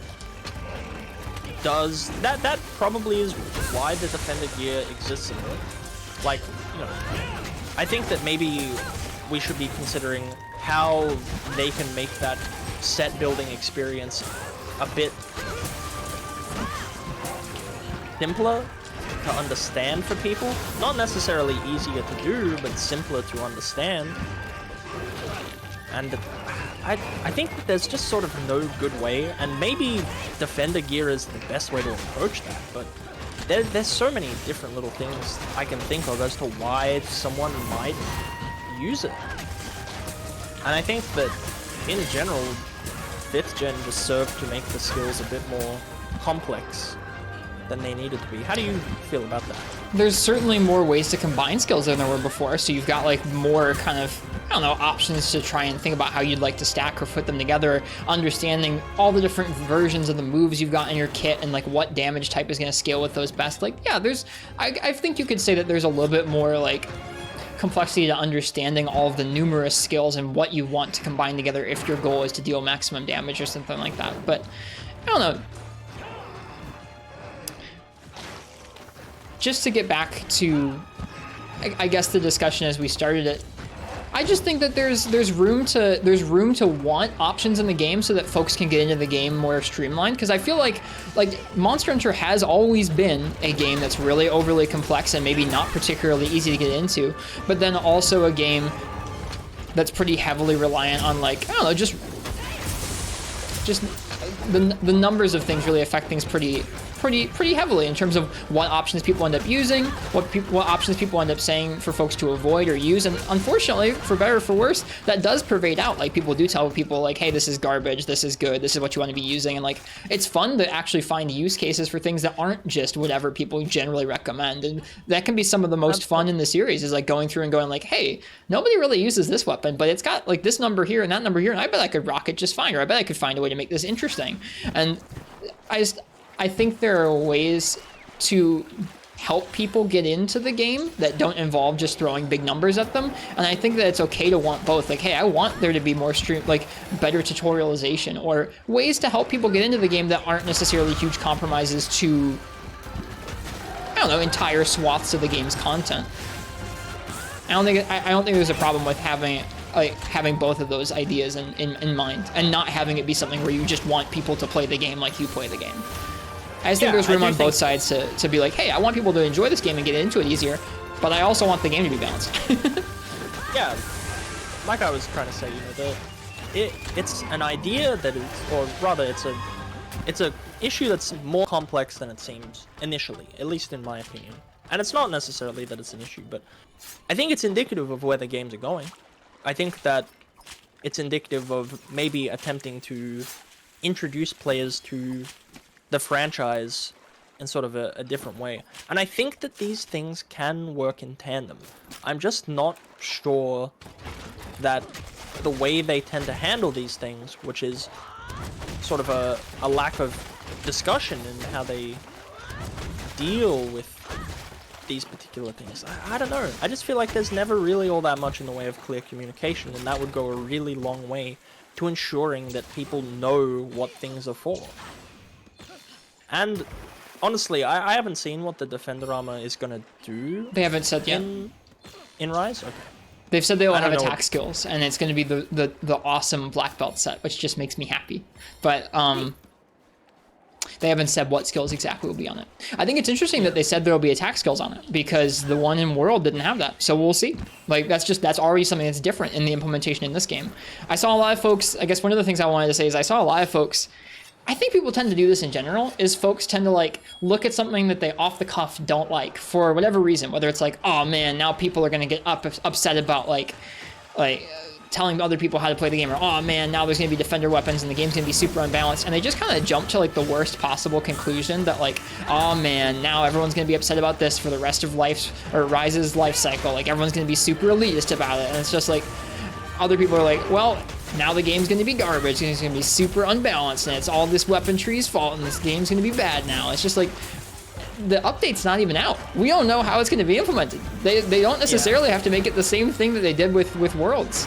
I don't know. That's something I wish more people would practice, is just, I don't know, trying to look at exactly what we have access to in terms of knowledge about things like that right now, kind of just look at the facts or the actual things that Capcom have said and go, okay, well, let's see if it goes this way or that way. I understand the want to be like, well, I don't trust them to do that, or oh, they've done this the last time, but it's like, I don't know, they clearly have the want to change the games a lot from game to game. Why would this be any different? I think cynicism is really, really sort of the mind killer when it comes to a lot of these things. Like, one thing that I've been practicing a lot more lately is just sort of getting lost in the games and not always being so analytical about every little detail. You know, I love to do that, I love to engage with that, but I find that sometimes it just makes me unhappy to just sort of always be assailed by opinions, and sometimes it's like, yeah, you know, I just want to make the thing. I just want to make the thing. But I truly do believe that Defender armor in general is sort of rooted within the problems of the tutorialization of the skill system itself, of the game itself.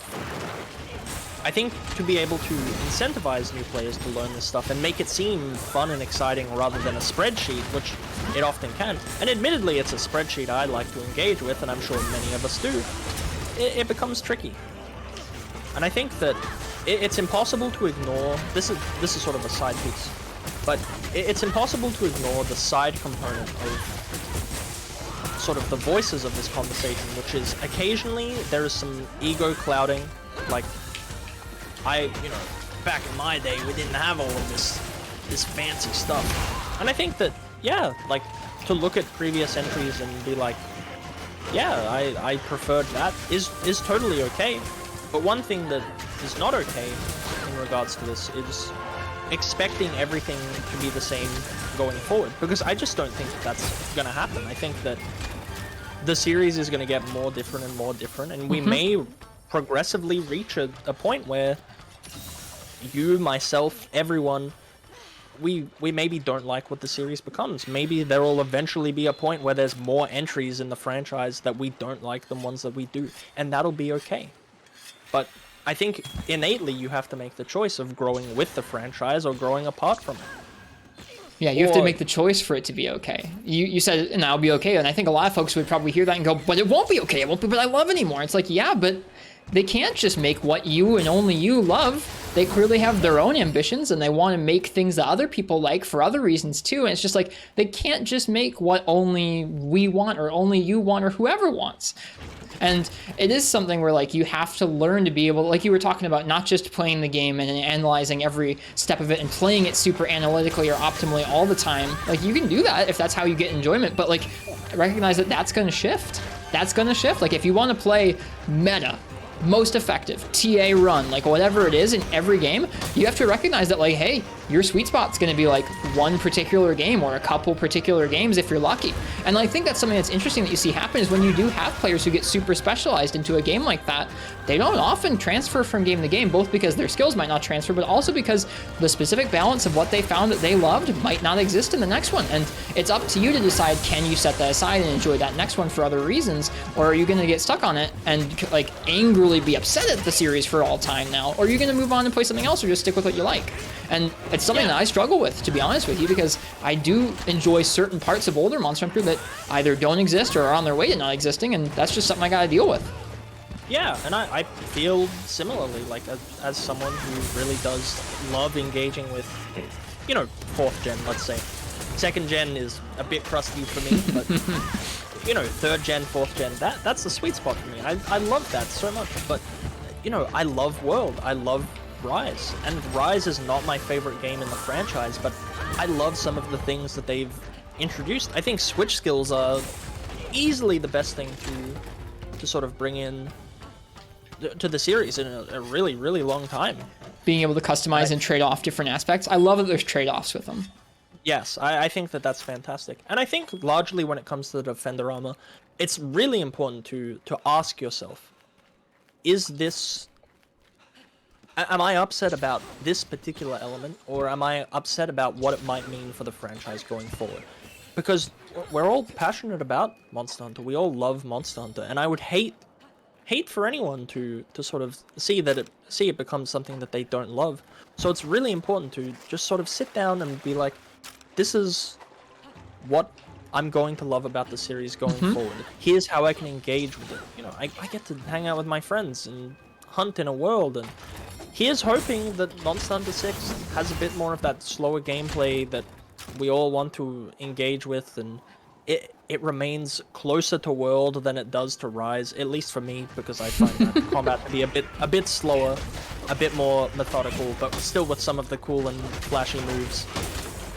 That's largely just how I feel about it. I feel like that game has some hard stuff to it and some cool material requirements, because I find that I actually do really enjoy the grind. But it's really important to understand that even if it might fundamentally change the balance and it will be objectively better, you do get to dictate how you feel about that experience, and this is the same with anything. It's so important that you understand that you can't get caught up in the group thing. You can't get caught up in the getting dunked by your own teammate. Sorry. It's important to just enjoy the media that you love, because it is an art form. And maybe that's where I approach it from, and I approach it like a bit of a hippie who's ignoring certain elements. And I think that it's really cool that you and I differ so much on that. Yeah, I like, honestly, I was not upset. I think a couple days after our conversation the other day, where we had our differences of opinion about this, where you were kind of coming at it from like I don't really get why people get so worked up about this, and I was coming at it from like I don't really get worked up about it because of other folks having to play the game in a way that I don't like or something, but in more of like a balance thing. You came and you're like, hey, I want to make sure that you didn't have like any hard feelings about it. Like, no, not at all. It's interesting having you have such a different sensibility of playing these games or of enjoying the series, and it's cool. Like you mentioned playing games more just for the fun of playing them, and I mean I've been getting better about that in some ways, where like I can play longsword and I cannot spam soaring kick, even though that's like objectively the thing you want to be doing the most if you want tons of damage, and I can still have fun with it even though I'm just not playing it right.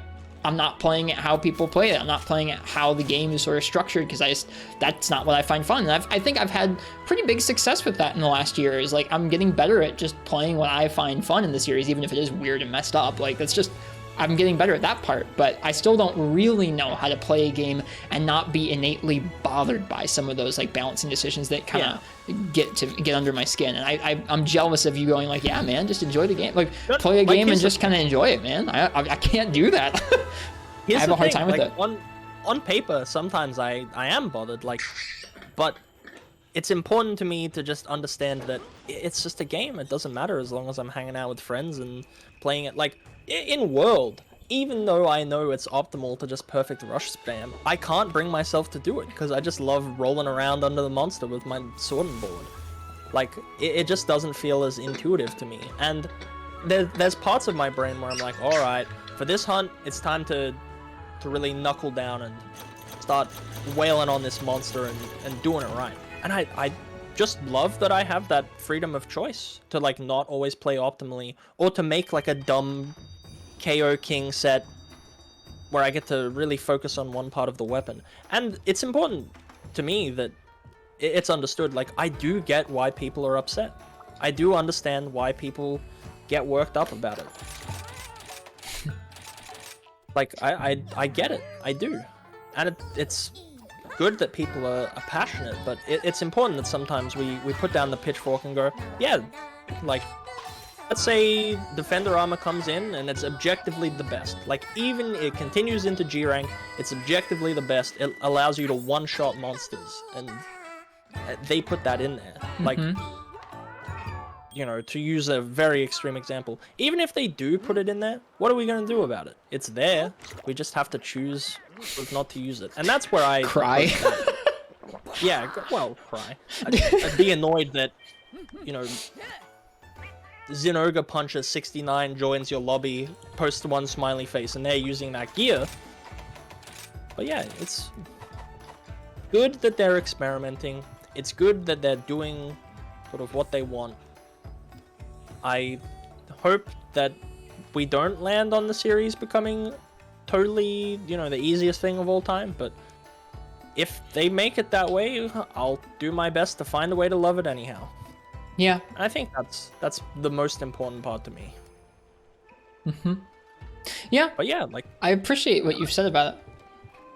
One last point that I want to make on it is, people are going to play this game in a different way. Like, speedrunners, they're playing a different game to us. Like, a totally different game, and not necessarily one I find fun. Like, people who play this game competitively, they're playing it differently.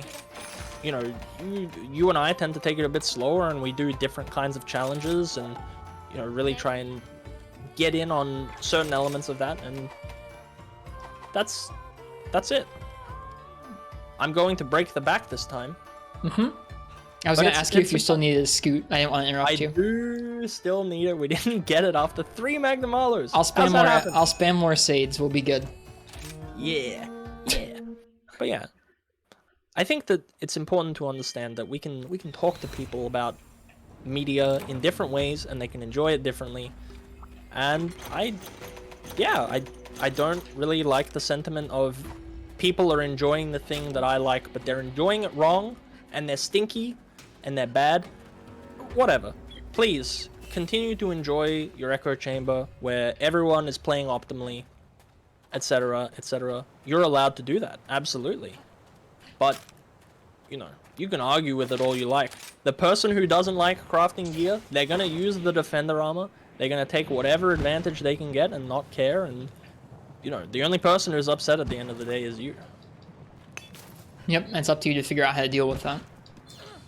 Yeah, exactly. Like, it sucks. And like, and that's one end of the takeaway is like, hey, this clearly is something they want in the game. It's up to you to figure out, are you okay with playing a game and investing a lot of time in the game still, where that's the thing, or are you gonna decide to go find another series that suits you better that's making modern games, or are you gonna go back and play some older games? But then on the other end of the spectrum, it's also like, hey, we don't know what it's even gonna be like in this game yet, so don't write it off and go like, Rise is sunk, it's done, easy baby game, no more challenge now. I don't know. That's the two takeaways for me is like, hey, you got to figure out what you're going to do about it if it's broken. But also, we don't know what it's going to be like yet. Give it some time. Let them iterate more.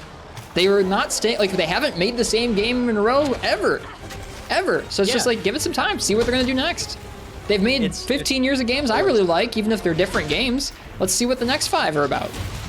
Yeah, it's always different. There's always some kind of jank that makes you go, what the hell were they thinking on that? Like, what actually were you thinking when you designed it like this? Monster Hunter will always give me that, but I'll always love it regardless. Do I have Blast Dash on this? I don't. Crap game. I just want Blast Dash, man. But yeah. That's largely my takeaway. Yeah, I was gonna say, I think we had a pretty nice conversation about it. Yeah, it's not Defender Armor about Defender Armor at all. It's about the trajectory of the series. And if that's the way they're going, then yeah, maybe that's the way they're going. But I hope you guys can sort of make peace with that.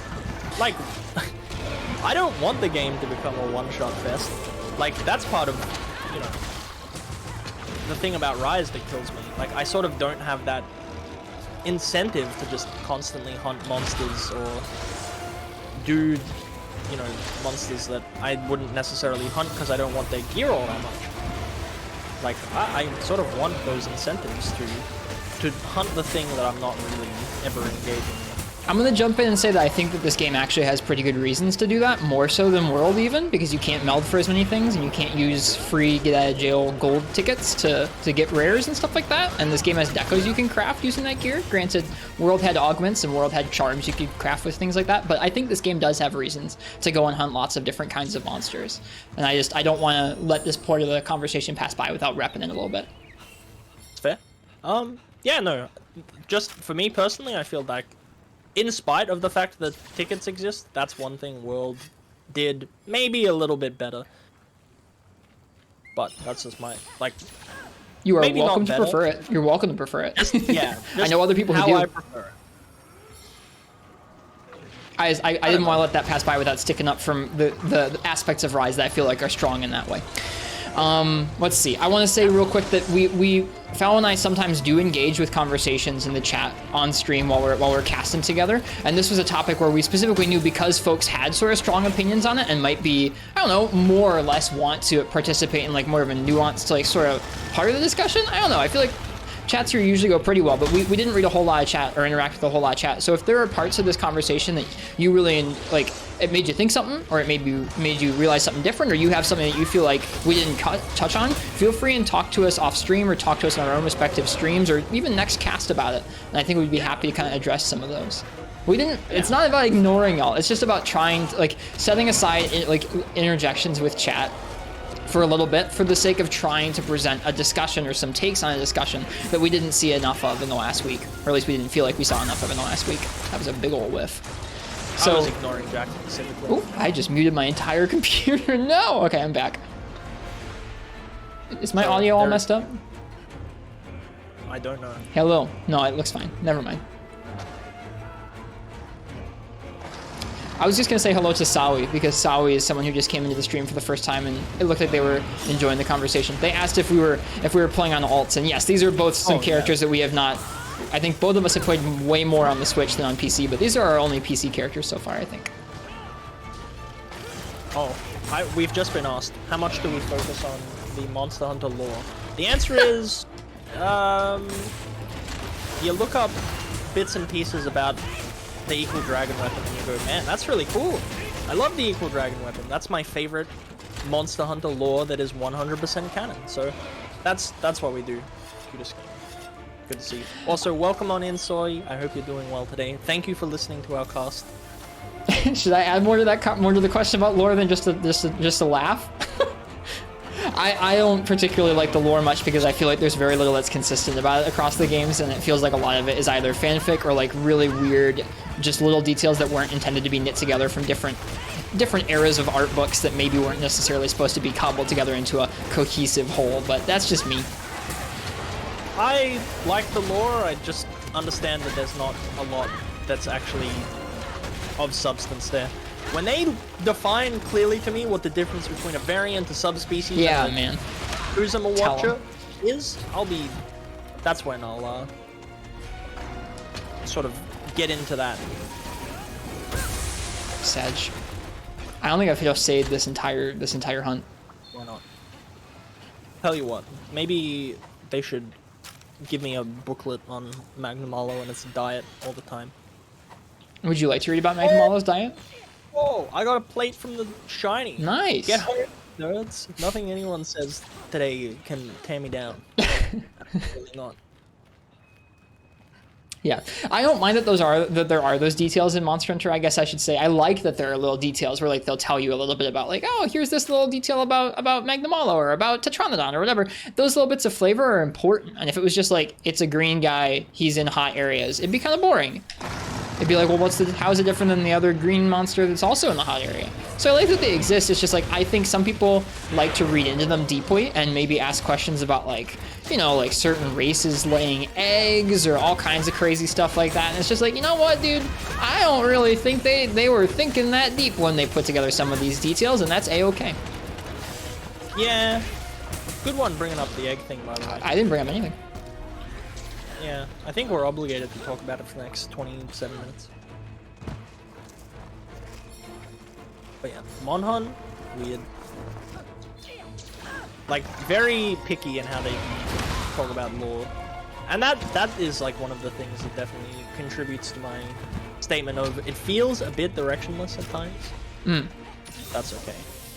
Yeah, you can't say that every part of these games, like there's a lot of parts of the games that I feel like are made pretty well, like combined together, or made with clearly designed where like one system affects another and they're all knitted together in a way that kind of creates a cohesive whole, but it's clearly not across the board. There are definitely some systems across the game where you're like, that's a really weird system. That doesn't fit with the rest of this game as well as some other aspects of it.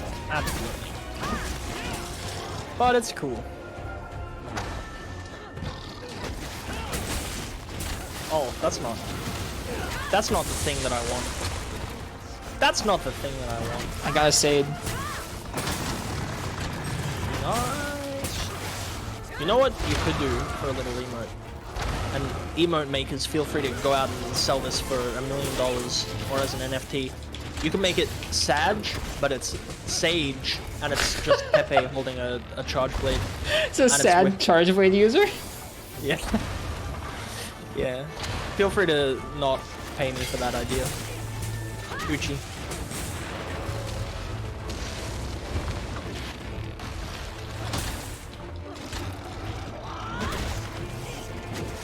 I attempted the shell with no shells. Ouch.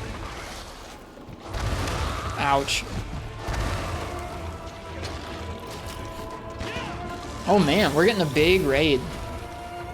Welcome, Jow Bagel and Buds. Man, we got the whole bagel shop, the bagel squad coming in from Jow Bagel stream. Val, have you met the lovely Jow Bagel before? I know Skoy. Skoy. I have done for a bit, and I listened to Skoy and Jow's podcast a little bit. Oh, sweet. All right, well, cool. Welcome in, Jow Bagel, and welcome in, friends. I hope Jow Bagel had a nice stream tonight. They were playing Slime Rancher. I saw they were working on the speedrun for that game the other day. That's something I think that's fascinating, to be honest with you, is when speedrunners for one series will kind of just pick up another game for a little bit just because it's just like, well, I like speedruns. This looks like a fun speedrun. I like aspirationally, that sounds like so much fun. Being able to go like, hey, I don't just want to go and play another game. I want to go and just like speedrun another game for a few days. That's fun. Yeah, I think it's certainly an interesting way to approach things. But Jow and Co, I hope you had a wonderful stream. I hope the Slime Rancher was slimy and ranchy, and welcome to our podcast. I hope you have a wonderful time here.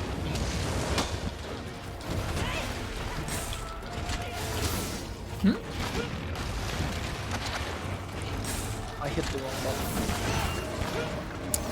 They were also speedrunning Rise tonight. I've been tempted looking at that Rise RTA. People are getting into it. It's been really cool watching more and more people getting into the RTA stream or the RTA scene for Rise. It makes me happy. Talk to me off the stream. You okay, Phil? Yeah, I'm saying talk to me off the stream regarding this topic. I'm trying to be funny about it, but I'm doing a poor job. Now you said to me, "Are you doing okay, Fal?" It makes it seem like you were some just kind of mumbling into the mic. Weirdo. Okay, yeah, I'm the unhinged weirdo. You know, I'm deranged. I'm the wacky uncle. Well, now that you've hinted at something that I'm supposed to talk to you about off stream, would you like to talk about it on stream or no? No. Oh no. I'm dead. Okay, well, I'll talk to you sometime about the broad topic of RTA. Yeah. Real time. Hey. I don't know what the A stands for. Yeah, well, I never learned what the A stood for, and at this point, I'm too scared to learn. attack. Real-time attack? Uh-huh. Instead of time attack. What is this? Freaking time crisis? You guys are doing old school time attack runs like the mercenaries in Resident Evil? Yeah, see, Fal, Uchi has some words of encouragement for you in the chat, and I remember your shiny plate pickup just now. The world is your oyster. You still got it, buddy. I don't have a scoot, and I've done... This is the 5 millionth Magnum Malo today. That's okay, he's a good fight. I need... Yeah, it's a good fight, but I need a crumb of scoot. Like a turtle.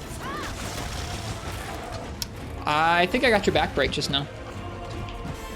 Yep. Absolutely. Yes, sirree. Whoa, look at me go. I did the Wyvern fire right into it. Alright, never mind. Best day. But yeah, he does need to give me... Let's cap him. No, I don't The really scoot, wanna lie to him. the scoot is a not a carb chance. Yeah? That's what folks have been yelling at us in chat for like the last several months. It's like, capture him, you idiots! No, capturing monsters is not as fun. All right, I didn't give a totally formal welcome, but if you're coming in from Jalbagel stream, welcome. I'm Ristretto. This is my friend Phalacin, and every couple weeks we do a podcast where we talk about lots of different things Monster Hunter. Tonight, we spent a good chunk of time talking about the big shenanigans that went on about the Defender gear being added to Rise and how, like, what we think are some of the bigger aspects of why people get so upset about that on one side or another. Like, what are the underlying factors behind that? So we talked a little bit about why certain people get upset about one aspect of it or another aspect of it or whatever, and we spent a good chunk of time talking about it. I'm pretty happy with our discussion about it. How about you, Fal? Yeah, no, I think it was good. I think it was meaningful. I hope that hope you guys enjoyed it and had some... Well, I gotta play you. Catharsis from it. Sorry. I got but a crumb of scoot. Good, I'm glad. I'm upset. It's okay. I wanted more. Do you need more than one? Well, I like the Magnum Malo weapons, but no, I don't need more than one. Ooh, I have an... Okay, sidetrack. Phalacin, we were having a discussion on my stream the other night about pizza. I think we've talked a little bit about this before, but we had a discussion on the stream the other night about day-old, cold from the fridge pizza versus fresh pizza. Which is better? All right, they're not better. One's not better than the other, and here's why. They are two entirely separate chemical makeups in the form of a meal. Cold pizza is not the same as hot pizza. They are not in the same category. They are different. You know, you can't compare them to one another. Neither is better. Like, they're the yin and yang of the pizza world. You can't have hot pizza all the time. You can't have cold pizza all the time because it at one point needs to be hot. I'm gonna say preach it, pizza man, but I'm also gonna say Jalbagel says cop out. Pick one. Yeah, well, no. I'm with you. I wouldn't be. I can't choose one either. But I do think there are certain brands of pizza. Look, let's say you get a certain pizza from the store. Well, all right, stop. What's up? Stop. Brands of pizza. Yeah. Different pizza shops? If it comes from a pizza chain, different pizza shops. All right. Like Domino's, that's pure shit in a box. Like God. Hot or cold. Like, just let me get that out there. Don't say brands of pizza. Let's say someone's cramming a Domino's pizza down your throat forcibly. Is it hot or cold? Your choice. It would be hot because hopefully when I vomit on them, it will scald them a little. Okay. Yeah? Is that the answer you wanted? I guess. Are you happy? Yeah, I don't know what I was expecting. But yeah. Like, Man. this is a purely American thing. and I'm like astounded every time I hear it. You guys are like, yeah, I got a Domino's, I got a Pizza Hut. It's because it's like, cheap, and maybe we don't have a good pizza place. Like, I live in this town, this little podunk town has got a Domino's. You know what? The other places, they're more expensive than Domino's, and their pizza is like super hit or miss. The Domino's isn't great, but at least it's the same thing. I never lived near a place that did not have a man who is way too old to be working at a pizzeria, running a pizzeria, serving me pizza that is of occasionally questionable quality. I've settled on a pizza place in my town now, so legally I can't move. But that's just something to think about. We don't have your fancy. I got Pizza Hut one time and it was awful, dreadful. I don't think you're gonna find many Pizza Hut stands, to be honest with you. Pizza Hut stands? I don't think you're gonna find them. Well, I don't know too much about all of this Pizza Hut business, so I guess I'll put it out there. But like, honestly, if I have one message that comes away from this, it's not even enjoy video games, enjoy art purely and simply. It's treat yourself to something better than chain fucking pizza. You're worth more than that. Let's say you're a broke college student, or you're the husband of a broke college student, and you're not working some big paying job, and it's like, I could get pizza twice this month, or I could get pizza 4 times this month. And maybe that pizza would be just as good cold as a good hot. What then? Well, then you go without pizza and you learn. Oh, yeah, see, that's the actual answer. That's the actual answer. Let's say, I mean, this is not my particular case. But let's say you're in a college dorm room and they say, no cooking. You can have a microwave, that's it. Suck it. Here in Australia, I'm not sure that too many people like travel to go live in a dormitory and do frat house parties, man, every weekend. I'm hitting up the sorority chicks of Alpha Beta Chi. Woohoo! Go Bobcats! That's not a thing here. You just live in a small town forever and you eat pizza that's in that town. I like that we held down a decent discussion for like almost an hour about something that has like nuance and different factors to it, and then we're like, all right, that's done. Fucking just derision, pizza derision coming at you. Like, we just dove right into it. Well, look, here's the thing. After years of being subjected to, like, does pineapple belong on pizza? I'm not equipped to discuss the carby goodness that is pizza any longer in my life. You know, but I will say, if you are going to heat up your pizza, do it in a pan with a little bit of olive oil. Don't put it in the microwave. You're better than that. Yeah, you put it in a pan. Do you put it in the oven or on the stove? You put it on the stove and then you put a lid on the pan. It melts the cheese a little bit. I've only ever done it in the oven. Like, not the microwave, but the oven. Brother, I'm changing your life right now. In the pan. That does sound amazing, Chris. I'm with you. I've never seen anybody do that. Yeah. Good night, Chow Bagel, and thank you for the raid. Thanks for bringing some folks by. Thank you for being you, Chow Bagel. Yeah, exactly. Thank you for being you. Here either, just so you know. What? Oh, that's a bummer. Do you have any sort of like morning roll? This is gonna sound like whack, but one thing that I did when I was a younger man, I would, like, whenever I was working nights, I would go to a bakery after work. You know, I'd finish at like 6 a.m. and they have meat pies. Like, imagine steak in gravy in pastry. Pasty, right? Like, yep. That's breakfast. We have pasties here, but that's because we're like a weird mining town. Yeah, but like pies are different, I guess. They hit different. Okay. But yeah, you put it. That's sort of what we do for a breakfast pastry. I don't know what people actually eat for breakfast here. I like Wheaties. It might freak you out to know that we have Wheaties, but it's spelled different. As well. But yeah, anyway, pizza not from chain pizza. But if in the scenario that you describe, go ahead, get the... Actually, what's the stuffed crust?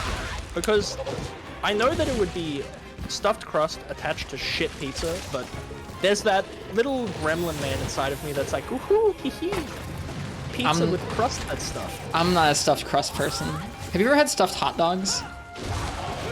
What do you mean stuffed hot dogs? Hot dogs that have molten, like melted cheese inside of them, and then you bite the hot dog and the cheese squirts out into your mouth. Like, that sounds like a cheese Kransky to me. I don't know what a Kransky is. Oh my god. It's like a smoked sausage that is in fact not a hot dog. It has, I imagine, significantly less hog anus in it. Okay, that sounds important. Yeah, I feel like, you know what, you come to Australia for a bit. We'll go hit up some cuisine. I'll come to the States fun. and I'll get a supersize thing. I'll order a I'll order a Coca-Cola the size of a child. I don't really know what to make of that. Alright. Oh, wait, no, I had a question. Oh man, Sophie wanted me to ask a question to you. Okay. From a different country, and I completely forgot what the question was. Aw. I'd like to answer a question from Soph. Oh man. What was it?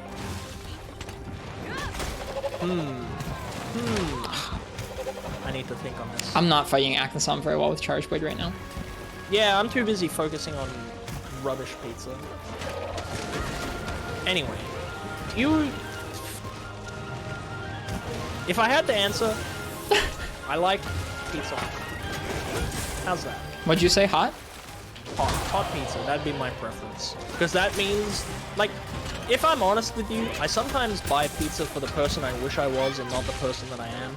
And I would like to have cold pizza when I wake up at 3 a.m. and I'm like, still having pizza sweats from the night before. I would like to go and eat that to, you know, hair of the dog the dick. But the reality is, I just eat the pizza in one sitting. That's just sort of how it goes. It's a sort of unfortunate part of it. And I imagine I'm not the only one. I'm sure that we've all indulged in ordering a pizza that's slightly too big. Just because we're like, yeah, I'll eat the rest later. And you eat it all. So that's my feeling, I guess.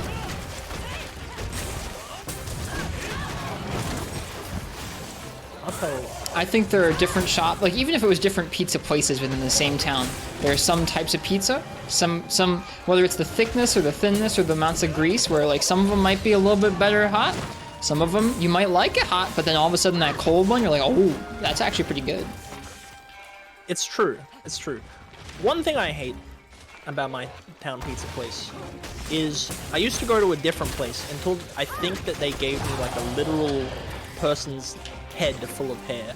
Like, it was gigantic, so we don't go there anymore. Yeah. But I had a pretty good relationship with that dude. Was that the place with the old guy serving you pizza?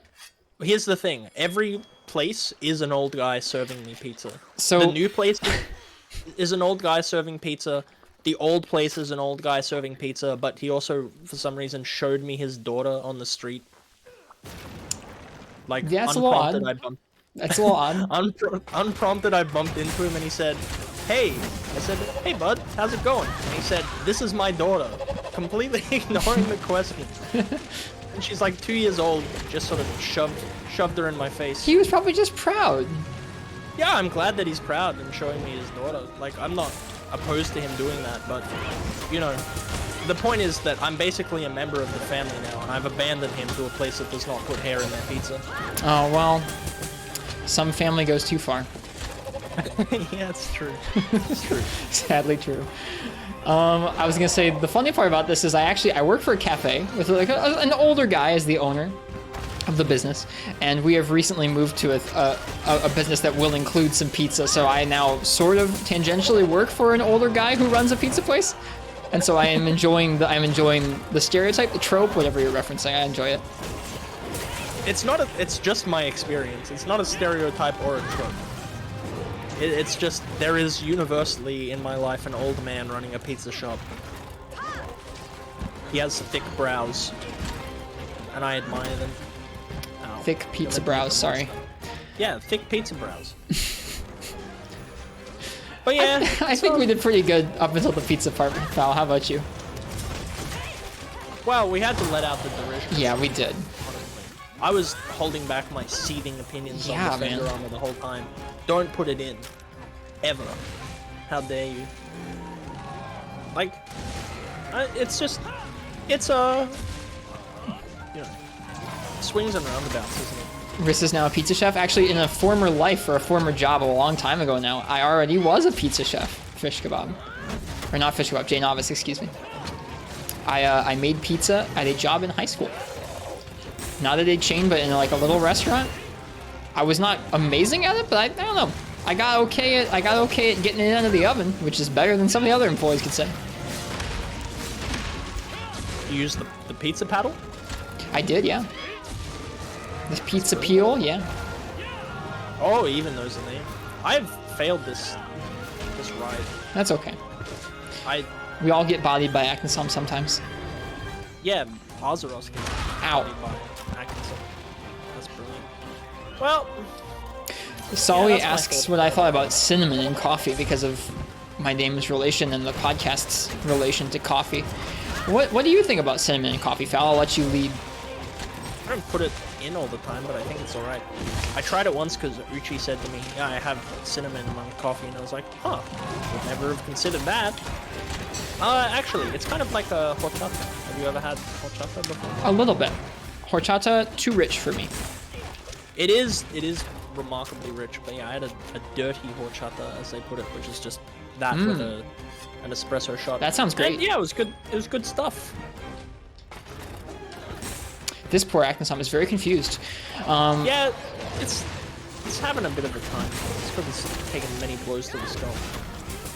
I would say that how I feel about cinnamon in coffee is I don't know. I like certain things with cinnamon, but not many. And I feel like a lot of things that have cinnamon, there's rarely something that has cinnamon in moderation.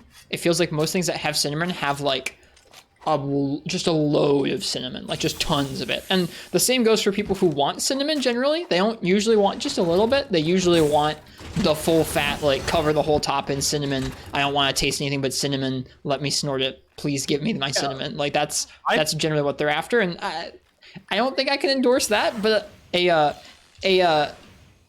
healthy or a reasonable amount, a measured amount of cinnamon, I think I can get down with.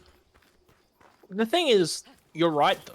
There's nothing that contains cinnamon that does not have cinnamon in the name. Cinnamon roll, cinnamon donut. Those are the two things that I can think of. They almost invariably have the word cinnamon in the title. So yeah, I think you're right. I think cinnamon is an all or nothing type of spice. Sawi says that in moderation, like dark chocolate, is a very nice thing, and I think that sounds legit. I would like to come to Sweden sometime and try Swedish coffee, because coffee is a big part of their culture there, from what I've heard. Sounds pretty rad to me.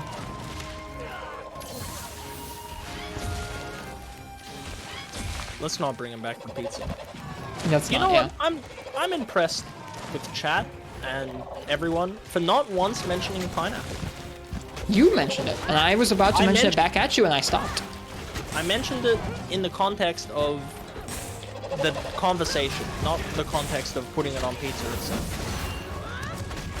Churros, I'll have you know that churro is Spanish for cinnamon. Bureau. Just so you know.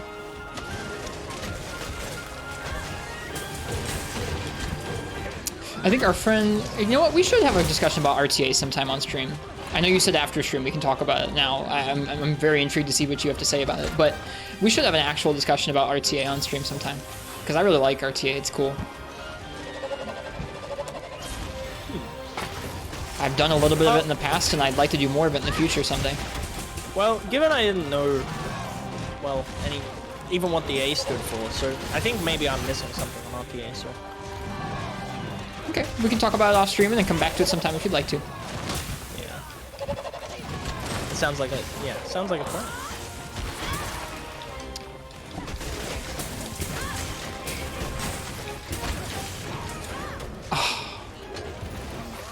Did you whiff somehow? Is that Yeah. what that exasperated sign Yeah. was? It would have been a sick KO dunk too. Oh well, that's alright. Can't always get what you want, you can try sometimes.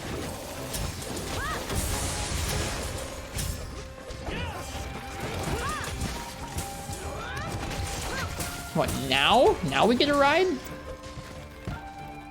Yes. Live split, Maestronux. Live split. Oh, I got to use that for the first time the other day. Yeah, when you were doing Dark Souls? yeah, people had to help me set it up because I forgot to do that. It's a little bit of a weird program, but it's not too bad. You get used to it. All I had to do was you dunked me again. I'm sorry. No, I like it. Makes me feel like I'm on the monster side a little bit more. I get to empathize.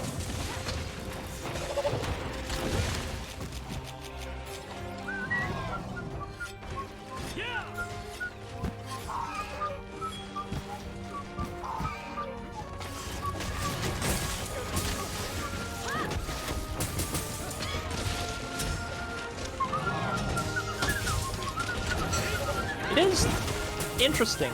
I think I said it at the beginning of the class, but in regards to Monster Hunter, it's sort of like there's not too much in the way of news to discuss at the moment. No, right now it's pretty dry, isn't it?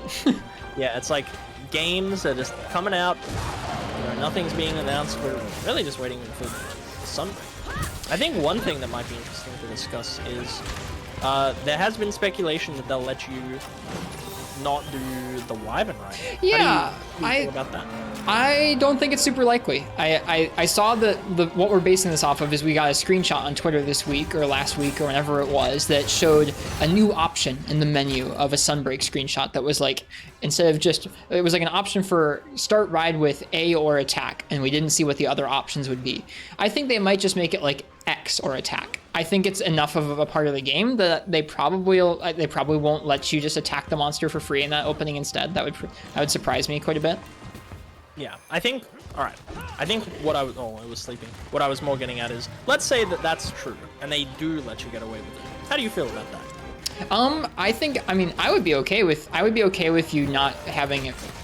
I would be okay with you being able to choose not to proc it with an attack. I do feel like 15 seconds is a really big damage opening, like really, really big, and so I feel like they'd want to maybe shorten that, but maybe they want to shorten that anyways in Master Rank.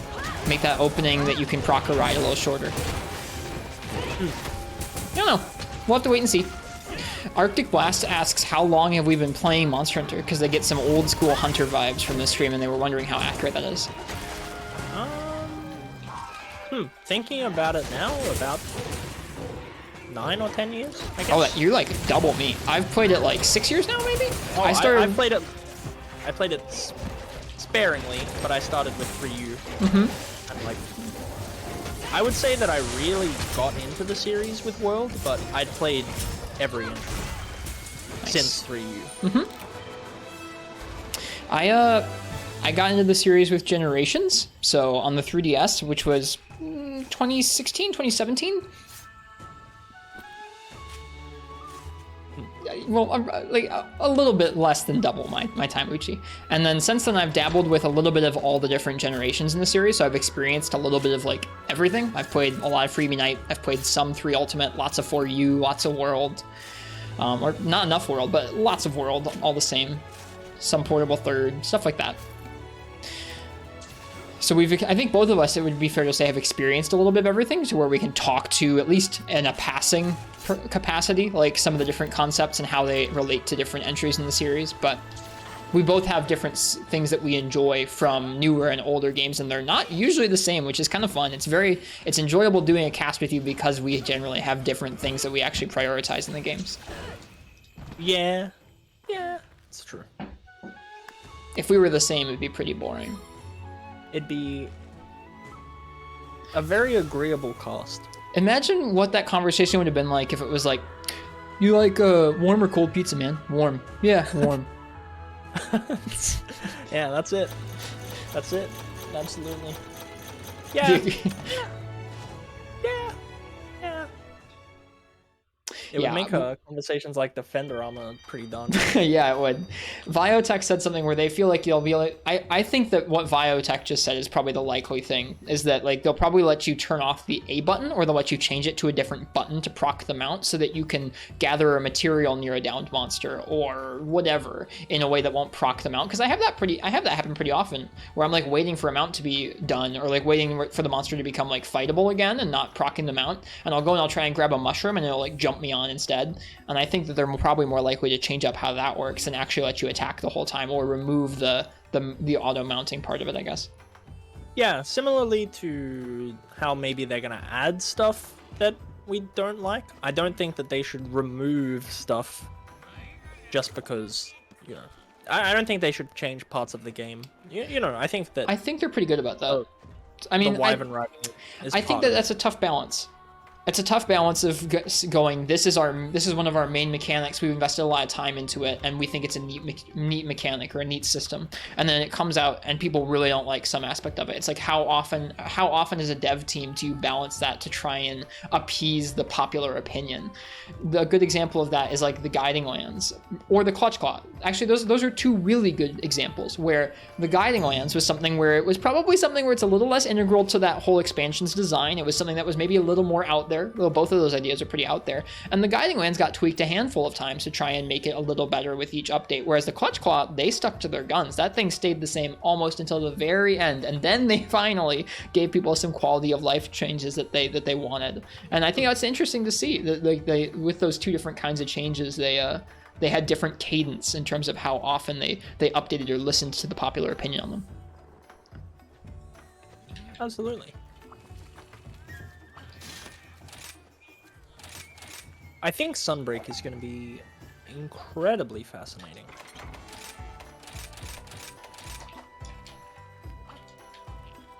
Yeah, I'm excited.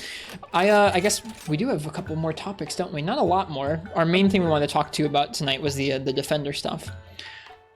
But one of the things I was going to talk about is that I recently took a week off Twitch, which is something I don't do very often, and I spent some time reflecting on... One of the reasons I took a break was I wanted to try and think about like what I actively want to be working on my stream. Not just like what games I want to play, but like what do I want to do on stream? What are the ways that I want to try and conduct myself? What are the things I want to accomplish for myself or for people in chat or for the community or like just in general? What do I want to do?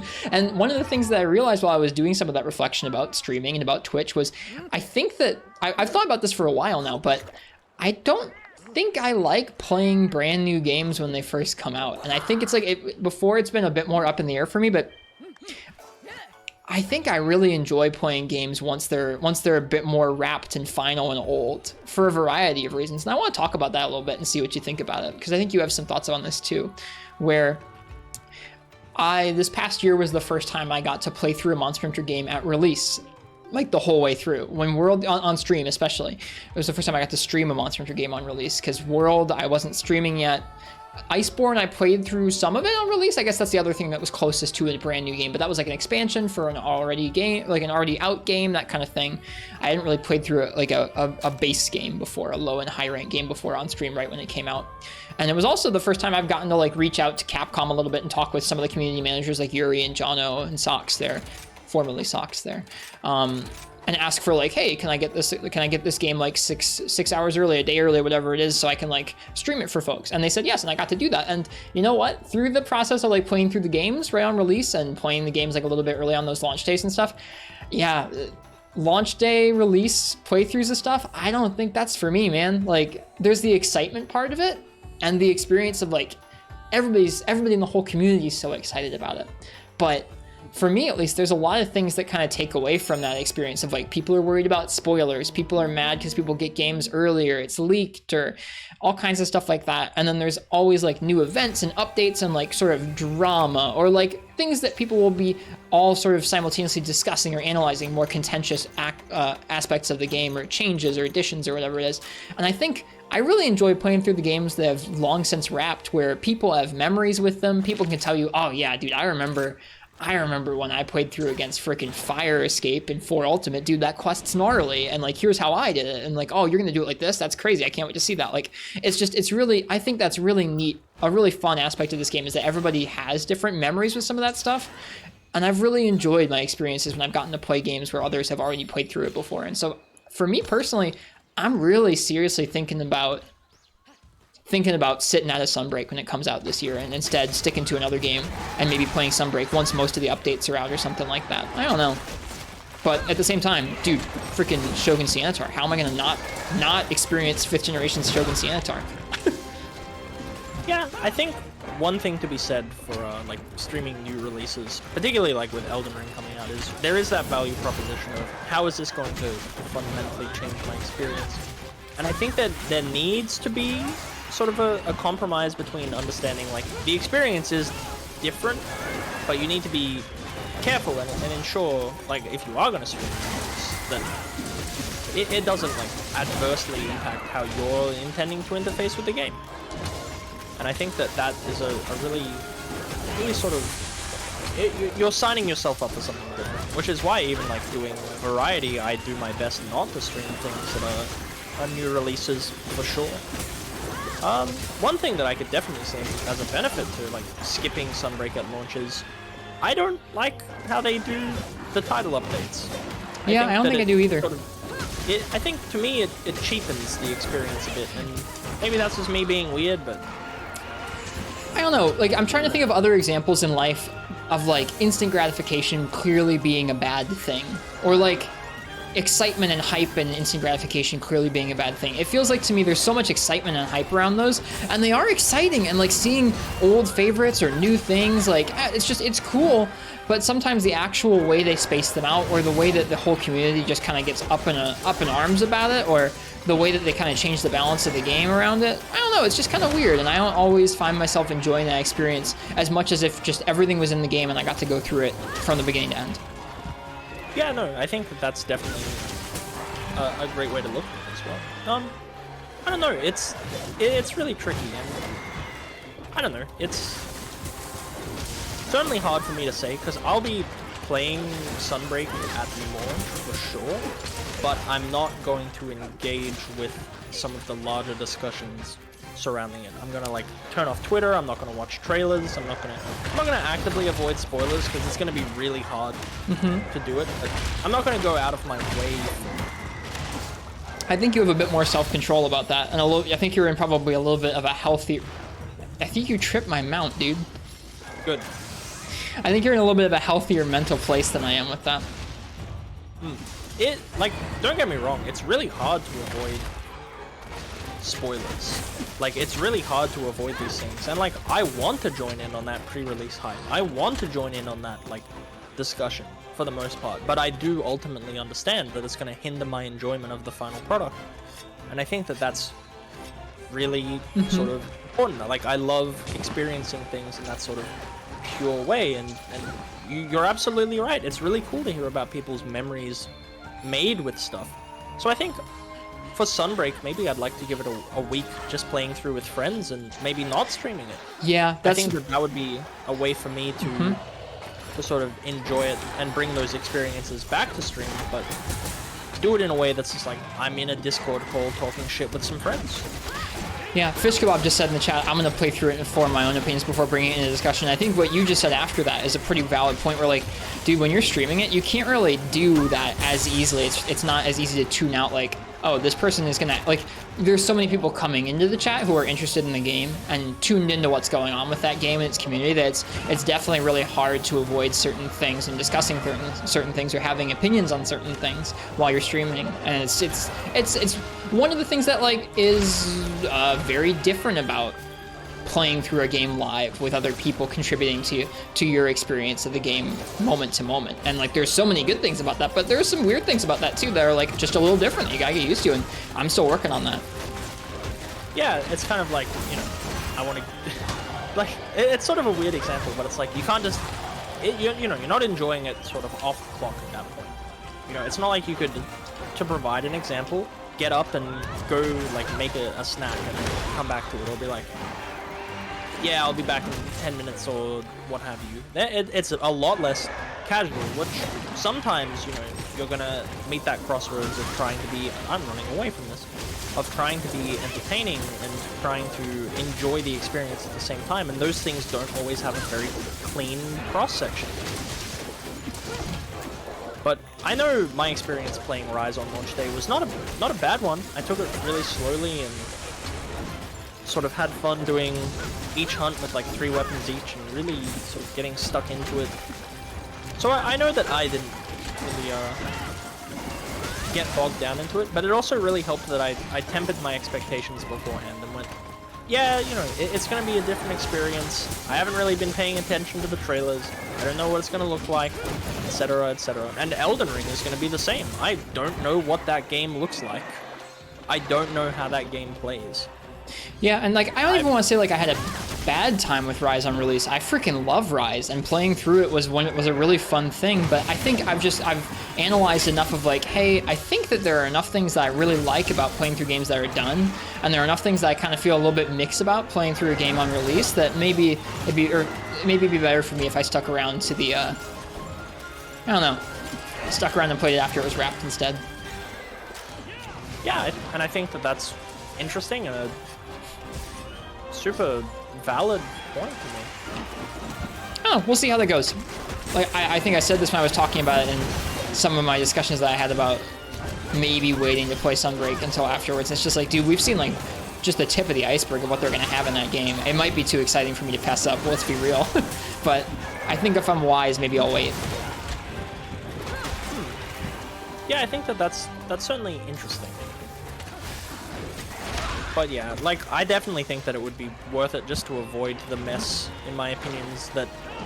Like, when they introduce something via title update, I just can't find myself caring about it. Because it does feel like a sort of implementation without at times. Just less of a how can we add something to the game that's super fitting and knits well into it, and more about how can we bring people back to this game and get them excited about it again. Yeah, like, I remember saying, like, no way they bring back Valstrax. Like, he doesn't fit here. Like, yeah, who cares? Blah, blah, blah. And then it was like, yep, here's the 3 Elder Dragons that you've seen countless times, and here's Valstrax. Go nuts, kid. And, like, Valstrax was a cool addition to the game, but I wasn't excited about him, necessarily. And then when he came out, like, I played through that content in one day, farmed up my gear, and went, cool. You know, like, back to not just doing Valstrax.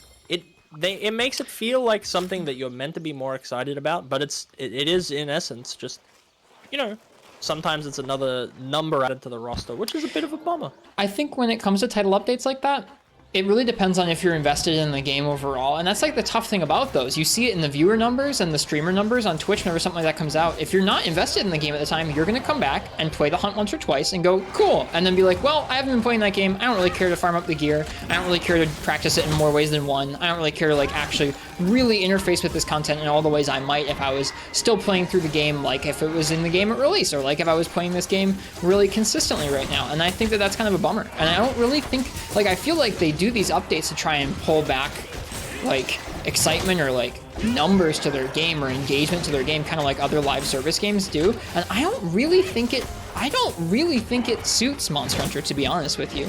Like I was saying, like I don't really think it does. Like maybe in terms of like a superficial, like giving people something to do, but like I think it would be much better if, let's say, instead of having, I mean, one big Master Rank expansion, maybe they had like 3 smaller expansions that all were miniature campaigns, kind of like some of the storylines that were in 4 Ultimate, or just something like that. Or like they had these like DLC storylines that were a handful of quests, and maybe you do a handful of quests that are slightly different than current ones, and then you get a new monster fight at the end or something like that. And I don't know, I think that would be a lot more fun and engaging for a lot of folks than just like the new monsters here, make the new meta gear or get out. Like, I don't know, I think there are much better ways they could handle it. Yeah, I don't know. To me, it just sort of adds fuel to the fire for people who are like, it shipped as an incomplete experience. Like, yeah. Which maybe for Rise you could argue. Yeah. Like, let's sort of move past that and just say it shipped as a complete experience. Like, let's devil's advocate for that. Okay. It, to me, and it did it with World as well, made it feel like, okay, you know, I was not shipped the entire thing, and it is expected of me to stay constantly engaged with this game beyond even my own sort of care for it. So, I don't know, there was no way that I was going to be excited about Devil Joe, like, when he actually came, and I was excited about Devil Joe when they announced the title update. I was like, oh cool, Big Pickle Boy's coming back. But then he came out, and I was like, I'm playing this game anyway, like, all the time, and I still don't care about this dude. So it's sort of... It just feels different? Yeah, I think it cheapens the experience of seeing a new monster. Like, where maybe your opinion would be, like, if he was just there, oh, cool, it's Pickle Boy, like, he's in the game, I'm happy to see him. It's not as exciting when it's like, okay, you have to wait for him, and then he's gonna have gear that you never use anyway. Like, you know, have fun. You know, he's just here now. So it takes away from it feeling like a complete experience to me, and I don't like that. Yeah. Like I want to feel like I got it. So I've heard other people express those sorts of things. Yeah. Yeah. Like let's say Sunbreak comes out, and they have 3 planned title updates. I don't think I could honestly say like, oh, I wish they didn't include those title updates, which they will include these title updates, but it'll definitely make whatever monster comes with them feel less like an enjoyable experience. Like I'm not going to be able to be excited for it. Yeah, it's kind of a culmination of a lot of things. It's like it's the culmination of like their like some of the power creep stuff we had going on in terms of like their need to make it feel like like each update one-ups the last, either in presentation or in gear power or both or whatever, and the need to pull back players in and like trying to add in a monster that does or doesn't fit with the roster. It's a culmination of a lot of little things that make it feel like slightly incongruous with maybe the rest of the game's flow. And it's interesting playing through the game after those updates and seeing how does Devil Joe fit into this game. How does this monster who was added after the fact fit in here? It's kind of neat seeing what could have been. I don't know. Like, it's weird to me. Like, it sort of feels at times like I can't be super excited about stuff. Yeah. Just like being added in sort of that incremental way. Like, I don't know. I think I've done All Mother twice, and I just sort of don't care because it wasn't the end. Whereas I know with like Xeno'jiiva in World, it felt like that gear was more important because that was the final big bad monster, the final huge fella. But in reality, like, you know, Nawa, it's just like, okay, you gated off me making my final upgrade, which sucks. It's funny you mentioned both Valstrax and Narwa as fights that you didn't feel super into, because those were fights where I'd been taking the game slowly enough that those were added long before I actually got to the point of the game where they were, and I was totally psyched to reach both of those points. I was playing through so slowly when Rise came out on Switch that I did All Mother with all 14 weapons, and I did Valstrax with all 14 weapons too, and I really enjoyed it.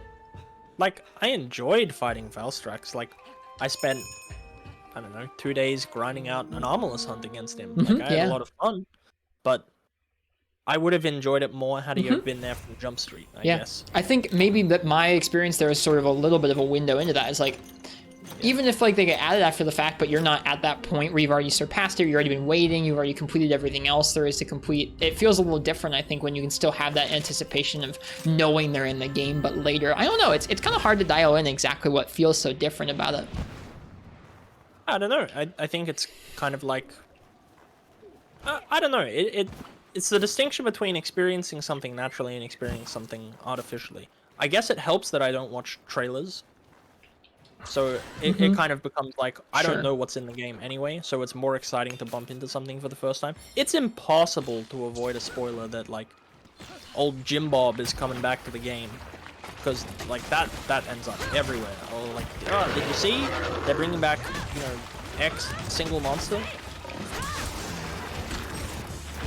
And to me, I guess I just don't enjoy that element of it. And that would be completely mitigated by waiting it out, I guess. Yeah. Or maybe it wouldn't, I don't know. We'll see. Yeah, I hope that... I hope Sunbreak gets something soonish when we find out. I don't know, something. Ooh, man, he's so slow about that. I remember now, his timing really throws me off. Wait, did he pin you instead? Thanks, buddy! Yeah. You can take the waterfall and I can't. I guess for those who are just joining us, in my playthrough on PC, which is what we were playing right now, I have not been doing any wirefalls or any Silkbind attacks, so if you've been a little curious as to why I've been neglecting portions of Charge Blade's kit, that's part of why.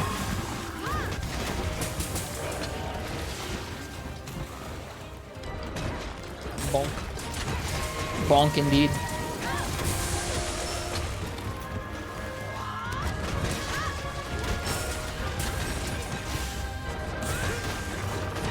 We do a little hunting horn at these spots. We do a little whiffing the wire bug up on hunting horn at these spots.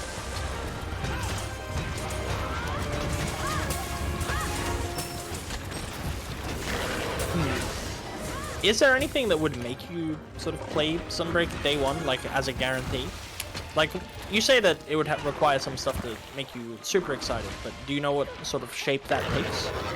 I think any sort of mechanic that's probably a little more out there in terms of like maybe the effect it will have on the combat, pushing it further away from focusing on your weapons moveset, like things that are a little more like, I guess what some would probably be quick to call gimmicks, or like additions to the combat that are not immediately apparent how they interface with your weapon and with the traditional flow of the combat. That's kind of stuff that might turn me off from like experiencing it right at first.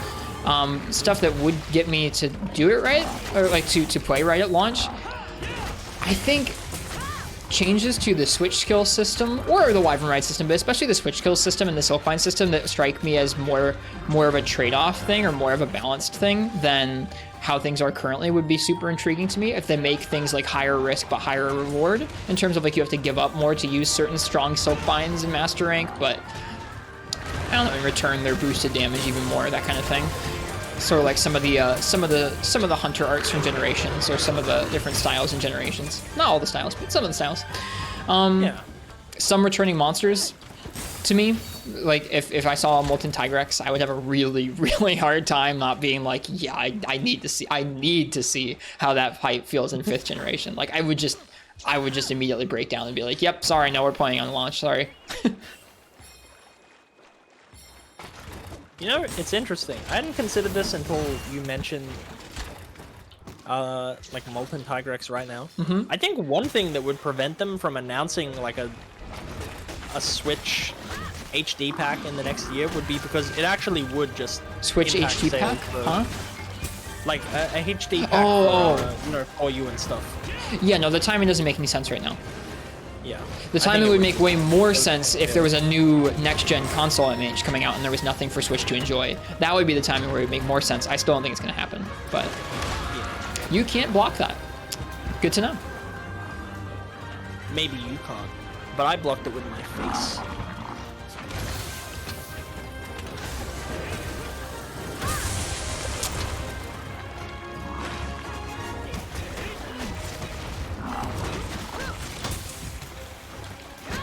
Oh, Tetranodon. He's cool. You cheeky little boy. I've enjoyed him more on the PC than I did on the Switch. I just like him. I think he's cool. I always thought it was cool, but it never really interfaced with a lot of his moves. I think it has to do with some of the wirefall stuff. For me, at least. I feel like I've had to take some of his options a little bit more seriously without them, and so I had to actually learn him and Agnesam and Bishoten, all three, I feel like get kind of easily, like, I don't know, negated with wirefalls. And when you don't have that, you have to actually learn some of their moves in a way that I really enjoyed. I think most of the game gets negated by wirefall, honestly. It's a theme I've been feeling since playing it this way. I don't want to hit this Agnesam. I don't think it's bad necessarily. I'm gonna hit the Agnesam. God darn it. My save didn't land.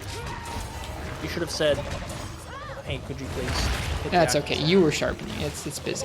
You were busy.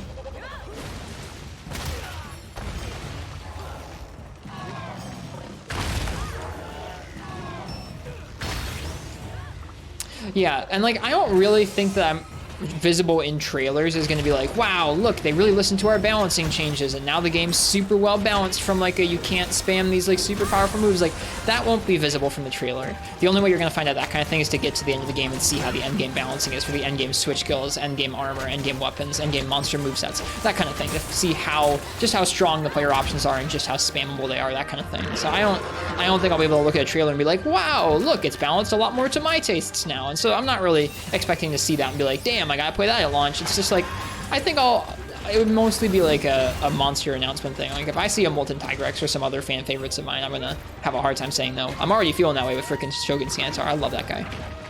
It's amazing to me that that's like a linchpin. For me?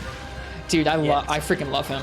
I don't know. It's like you learn to dance with him in some of the older games with like the dumpy old iframes and no counters with Lance, and then he's just kind of forever your dance partner. I think he's a bit of a punk kid who's up to no good. You gotta hip to his jive. When you hip to his jive, then he's pretty cool. I'm not hip to his jive, and I don't want to be hip to his jive. All right. I want him to not smack me with the big claw. Well, then you gotta get hip to his jive. No! I'm not hip to his jive. He needs to get hip to my giant. Well, just wait. Maybe in 5th gen he will. No, he won't.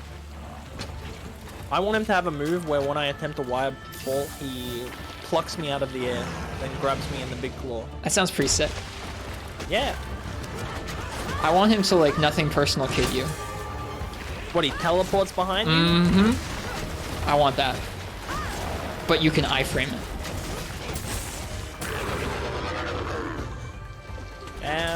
I don't mind him, but I think he's a bit of a cheeky little devil.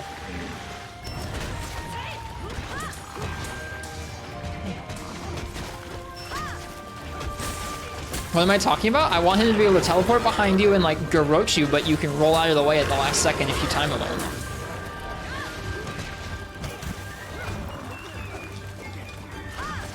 Oh, I'm trying to use my wire bug moves. Yay! Literally teleport? What do you mean? Yeah, pretty much. By dig? Sure, if it has to be. I don't really care. No, I want him to do Dragon Ball Z X instant transmission. I want there to be white anime lines. Like, yeah, thematically, I don't care at all. I just want him to be able to do that. And I also want him to yell in Japanese as he does it.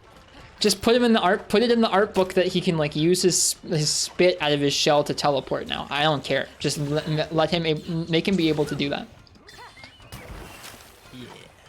Yeah. I'm like some kid being like, and then this character was there too, and it could do this, and I don't care. Like, we really like Monster Hunter in different ways. I mean, like, that would bother. So put that in context, Uchi. If that actually was added to the game, where he could just inexplicably teleport, that would bother me just a little bit. But not that much. But not that much? Nope. Oh, I am convinced you're having a laugh there. Not really, no. So if a monster does something that's hilarious or sick enough or fun to play around enough, I don't care. You one of them frontier apologists? Look at Rajang! Rajang does stuff like that, dude. What if he could also just pick up a giant rock? What if he could also just pick up a gigantic hecking rock? That doesn't make much sense. We don't care. It's just how he is. What if Shogun just teleported? What if Duramboros just spun like a, I don't know, just... No, Rajang doesn't literally teleport, but, like, the rock is huge, dude. Like, have you seen Apex Rajang, like, or 140 Rajang, whatever the heck? Like, dude, that rock is enormous. It is a large rock, you're right. I'm calling BS. No way you would be fine for, like, Shogun Cianator to tie a little Naruto headband on, put his claw in front of his face like a ninja symbol, and then teleport behind you to cut your head off. If it was telegraphed well, or if it was, like, reactable in an interesting way, like some of his old swipes were in the old games, like, yeah, dude, totally. As long as, you know, it's within a fun gameplay loop, it's okay for the monsters to bend reality to their whim. You know what? I like that answer. You're right. It's better than, like, the Anjanath approach, where it's like, oh, look, he's so realistic. He has 8 bajillion bytes, dude. Like, dude, nope. I'll take anime Shogun teleport over 8 bajillion bytes any day. You're right. And while we're at it, bring back... Hot opinion in chat. What's that? Hot opinion? I added an emote called Hot Opinion. It's just the word opinion in flames. Yeah. The only question is, which Naruto headbands would he put on? Would he be over the Leaf Village? No, he'd be like Mizukage. You don't know what I'm saying, but you know it's important that I say it. Oh, I turned my head for like a second. Hot opinions is not appearing for me. I don't get to see. You gotta refresh your chat. Oh, do I just? I think you do, yeah. Yeah, probably. Stop it! Tetranodon. I want to smack your little face.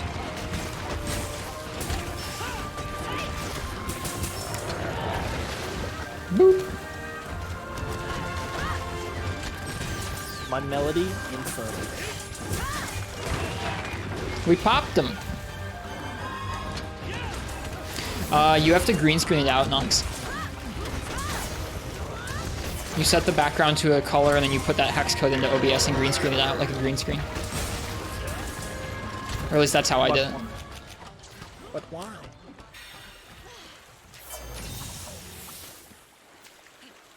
Dude, well, I would freaking love that Shaded Knight. I talked about that, is like give monsters some crazy stuff like like give monsters iframes. I don't know. I'd be down for stuff like that. I think they did a good job in this game. At least, I don't know. I think they did a good job of elevating the monsters' kits to deal with some of the weapons' basic kits really well.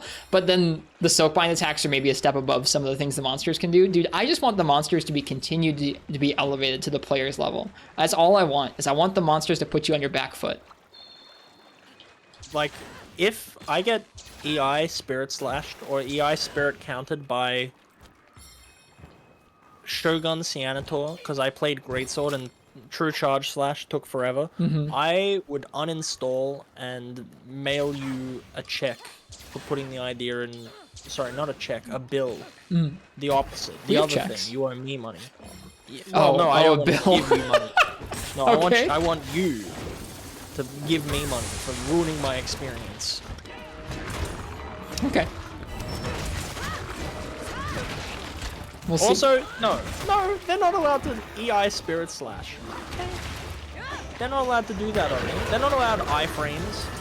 You're right. That only makes sense for the player. Exactly. You wanna know why? Because the player dies in like 2 hits. Sure they do. They do. Alright. You know, Sorry, I'm being snarky. I'll cut it out. No, it's fine. Snark away. Alright, Tetranodon, hit me. Hit me until I'm dead. They sure do. There's even a guy in Sekiro that can Mikiri counter you, which is when you try and do your stab attack, he stands on your sword and then 1 hit kills you. It's a bleak future where monster and hunter are cyborg ninjas. Yeah, I suppose so.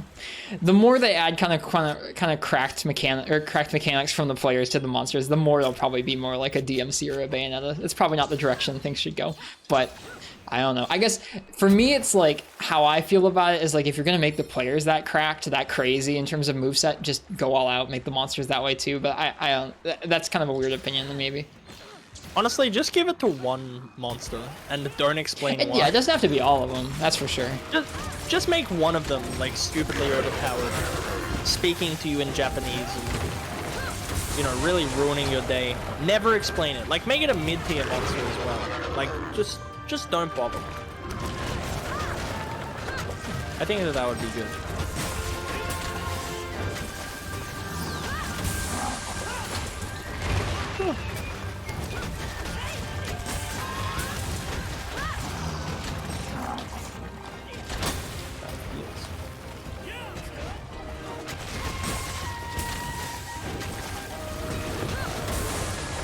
These Saids are missing.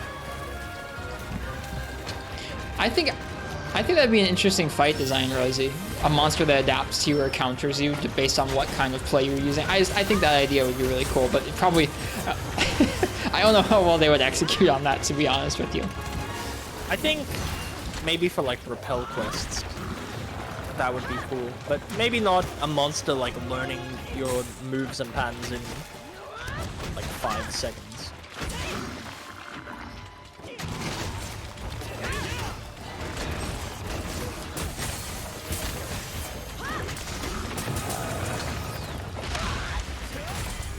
There you go. Woo.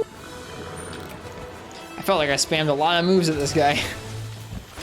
Yeah, he did take a little while to die. I'm cool with that. That's like what I'm looking for. A lot of the time. Especially when we're not in like super optimal gear. It feels nice to take a little bit of time. I'm in low rank stuff. Yeah, we gotta get you some high rank stuff. We're doing some early high rank quests right now, yeah? But I don't care about doing quests and gear. Armor. I don't want armor. Okay. Well, then we won't get you any. Yeah, I just want weapons. Okay, what weapons do you want? The ones I've been making. Okay, sweet. I'm just trying to get to higher tiers of high rank. Doing quests, yeah? Yeah, we're just doing quests. Okay. I should probably play this game more and, you know, do that on my own. Yeah, no rush. I'm down to play whatever section you're at when we do casts and stuff. What was that question about? I don't know, Uchi. We're getting to the Rist and Fowler tired and slightly slap happy part of the stream, or at least I am. My day's been long. I've been up for like 18 hours now. Yeah, my brain's pretty fried. Nope, 19. Sorry, 19. Well, we have gone through our topics. If you wanted to do like a couple of arena hunts to end out the night. Arena's pretty fun. Let's do that. Yeah. Do we want to open the weapon choices up to chat again? Oh, that was fun. Yeah, sure. Why not? So we do something on this stream sometimes where we open up a weapon raffle and then we let chat pick our weapons. Right now we've been doing that a little bit for our arena quests, Fowl and I think we'll do it again right now. So I'm gonna go ahead and start one of those in our chat. And good night, Crystal. I'm also gonna take the moment to say, I guess first off, you can go ahead and you can type !ticket in my chat room if you'd like to be put in for a chance to choose Fowl and I's equipment for this next quest. But also just thank you to everybody who's come by and participated in discussion tonight. We haven't really gotten to say hello to just everybody, and that's, I don't know, one of the tougher things about trying to carry on a podcast discussion is we can't interact with friends and others and chat with their part of the discussion as much as we normally would. But thanks for being here, all of y'all, and hello to you and welcome, and thanks for being here if we didn't get to say that otherwise. It has been a lot of fun. Yeah, I've had a good time.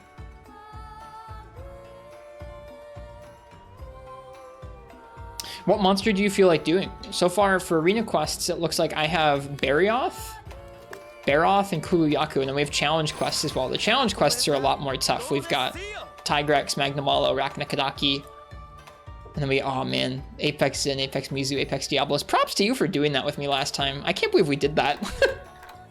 Easy. It felt good to jump in there and get that win. Easy money. We were not far off of S. On the Fender gear? The answer is it was complex. Yeah. I am for it, provided the context is right. I think that in general, it kind of bums me out having gear added to the game later on that kind of messes with the balance of the numbers.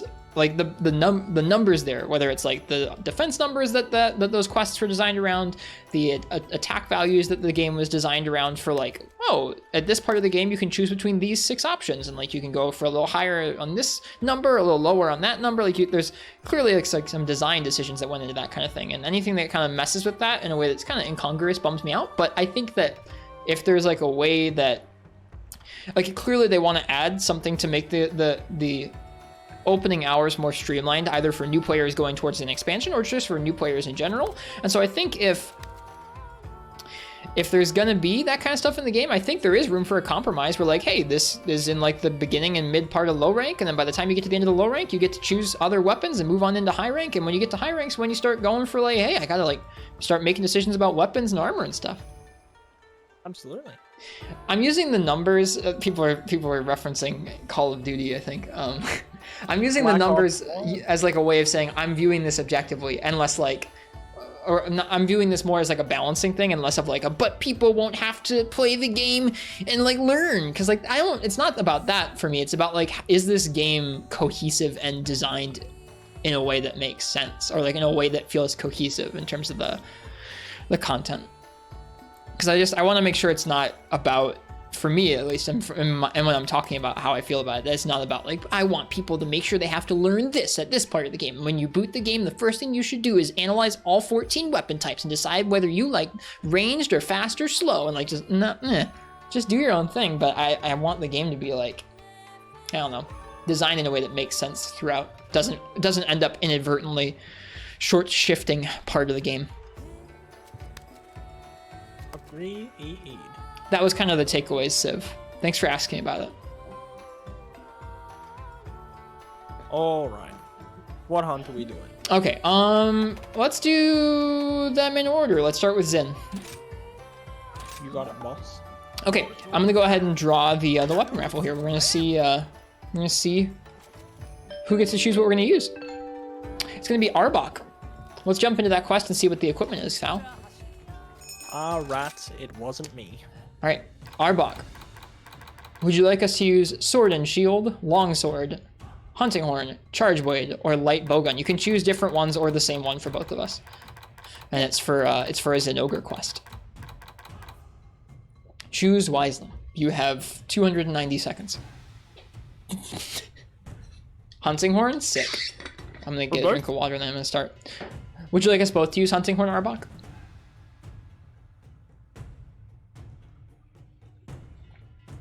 Because you can make us both play a different weapon. I would imagine them at both of us. Hunting horn and light bowgun. Which one would you like to be, Phal? You were just playing hunting horn. Do you want to keep going? I'm not fussed. I'll do LBG. I'll do the shooty gun. Got it. Got it. I wanted the choice to be made for me. It was too much pressure. I haven't played shooty gun in a little bit here.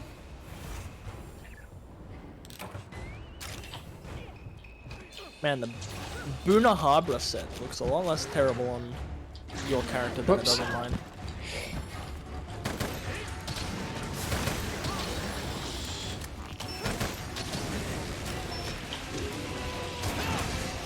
Cluster coming in. Sorry. I probably shouldn't have done that. It's all good. No, cluster away.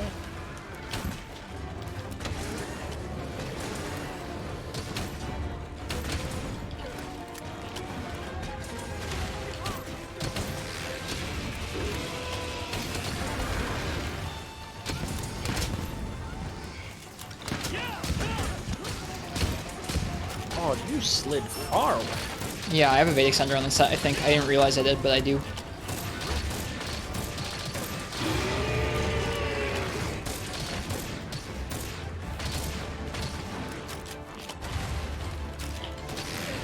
Sin, speed it up there, champ. Not even slow as a wet week. He does kind of charge up pretty slowly at first in this game, doesn't he? Wow, a Vedic Sunder is like nuts in this game, my goodness. It's a lot of fun.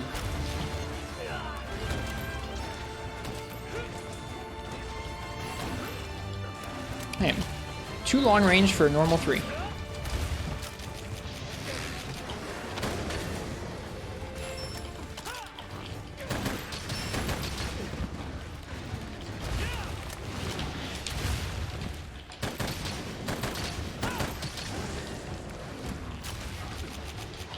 No!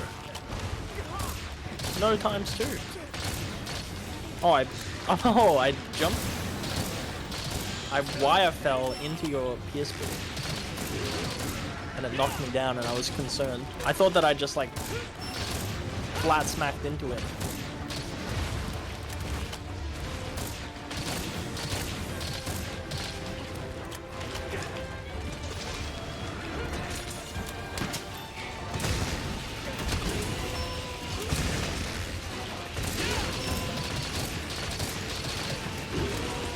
He's gonna charge up, I think, this time. Nope, next time probably. He'll do it when he does. Nope. I think maybe he was about to, but you flinched him.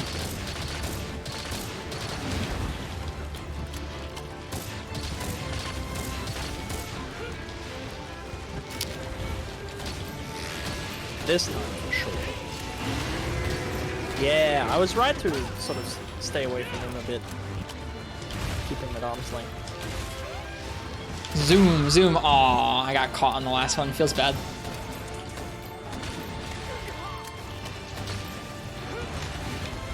Jeez.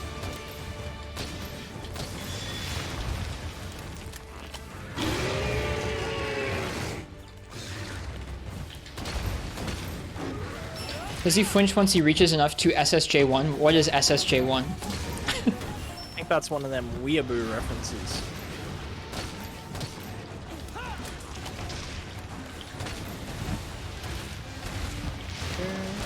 Three. Uppercut coming. Never mind. Nice flinch. Thank you. Uppercut coming. Never mind.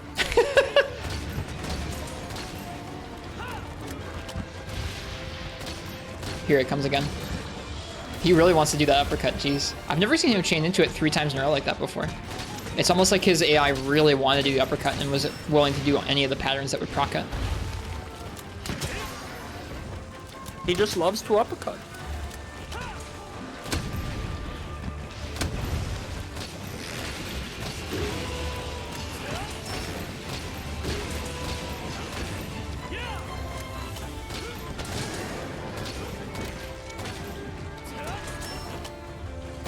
Damn, we're just slapping away at his noggin, huh?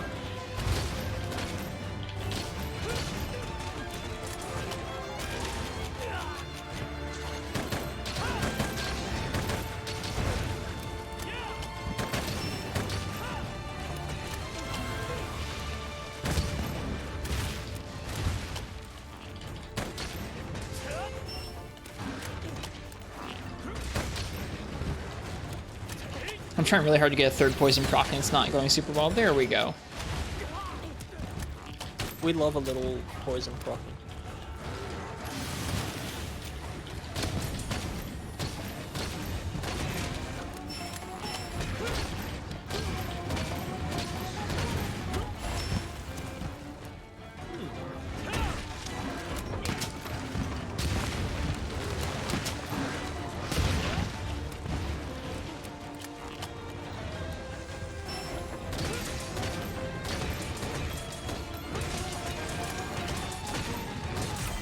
Nice.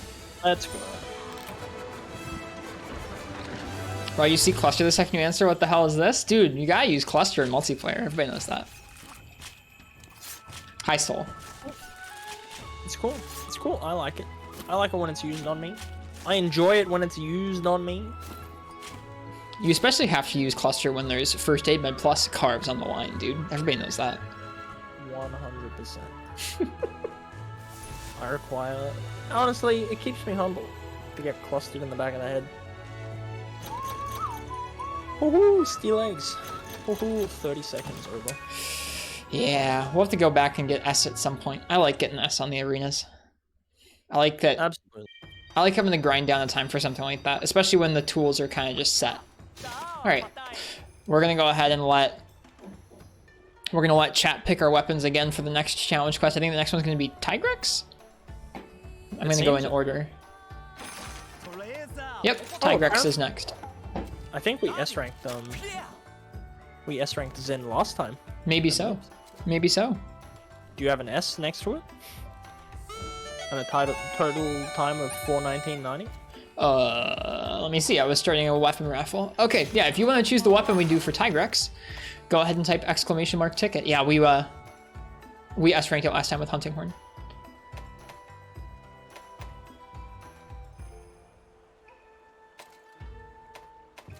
I bought a ticket last time and no one said anything. But I'm yet to win this whole weapon raffle thing. I've never won one. You just gotta keep entering, man.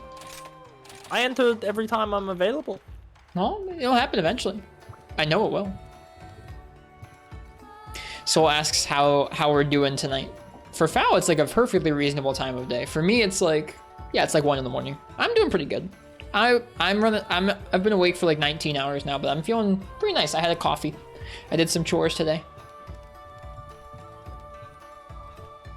Just in general, we had a nice talk tonight. I've enjoyed myself. Rist go sleep? I'm good. Don't worry. I gotta go to sleep in like I'll probably go to sleep in like half an hour to an hour here, and then I'll get up another 3 hours and go to work again. Yeah, we'll finish up in 1 or 2 of the arena quests. Yeah, I think so too. It'll be good stuff. And it's not rigged, fish. I know. At least not for me. We turn that RNG off.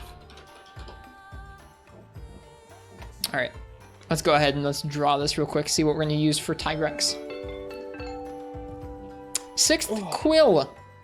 Let's jump into that quest and let's see what we got here. Quill for Tigrex, you can choose between Sword and Shield, Greatsword, Gun Lance, Switch Axe, and Bow. Bow. Will has to pick different ones for both of us. They have to? They have to. Okay, Quill has to pick different weapons for both of us, no doubles.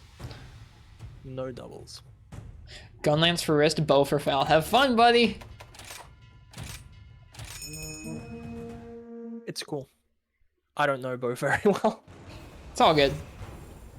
Oh, the We'll Kezu do just one. fine. We'll do just fine. Ooh, it looks gross. Oh, I put the coatings on again.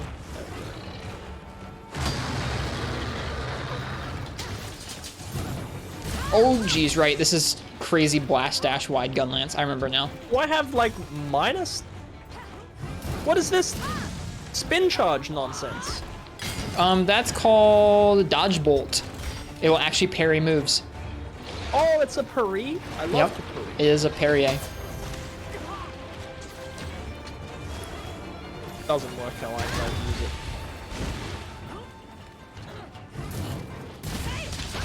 it. Oof. Thank you for the para. I'm rolling on the ground.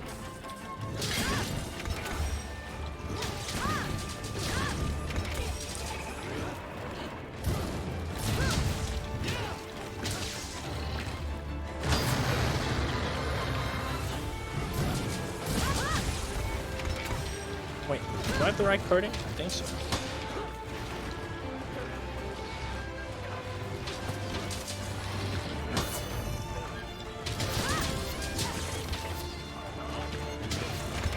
Uh-oh.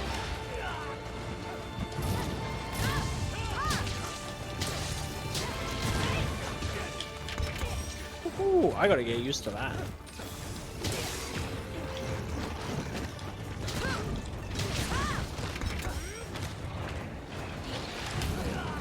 I did have the wrong coating equipped.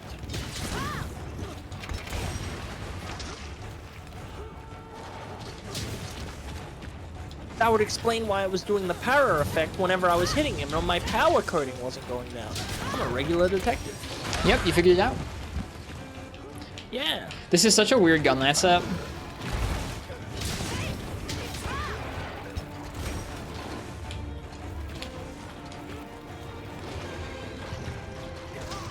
Every time I go for the Dragon Piercer, that's the one time he's like, yep, fuck this guy. I need to nibble him. I gotta heal. I might chip to death. Didn't even get to. Rip. Sorry, folks. You've got this, Phal. All on your own. I might need to try this one again. Yeah, we can give it another one. I actually know how the weapon works now.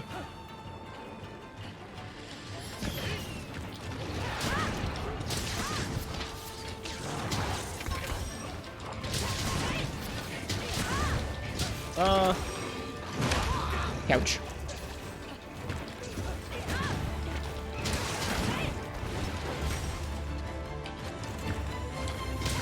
Oh, I did the thing that's gonna...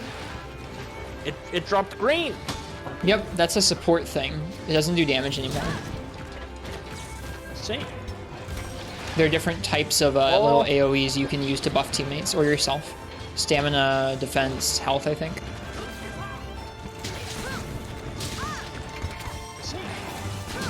Oops. Yeah, there's a certain cadence to using this type of long gun lance where with the guard reloads you can do poke shell, and then be ready to guard reload when they actually retaliate, and I have been not doing super hot at it. It's definitely different than how I would structure my gun lance setup. Will, like, perfectly plan this so that... The sad thing is I think I used this kit last time. Yeah, I just don't know what's happening here. You're doing just fine. I'm not used to the short dodge.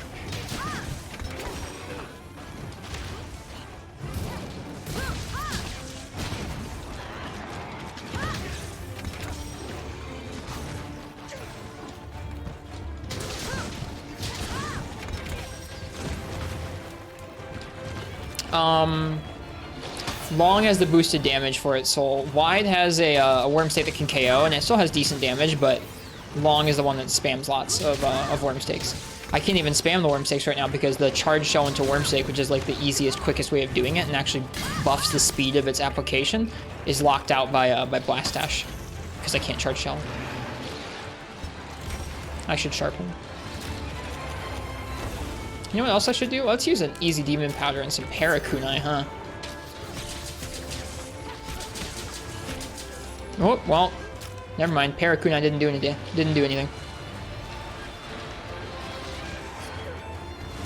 Oh, I have speed sharpening. I probably should have looked at the skills on my armor. Every time I go for the Dragon Piercer. He already got parried? Yeah, that's why that didn't work. Because yeah, he's already gotten parried. by the bow. Oh shoot. Taunt? Hey, old school jump taunt.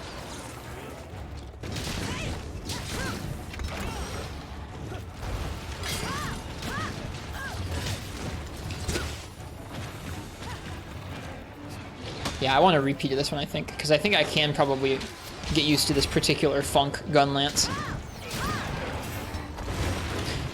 That's part of the beauty of gun lance, honestly, is that you can get used to almost any funky version of it.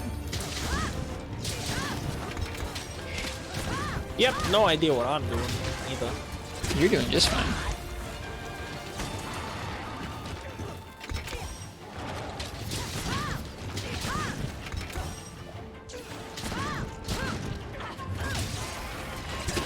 All right.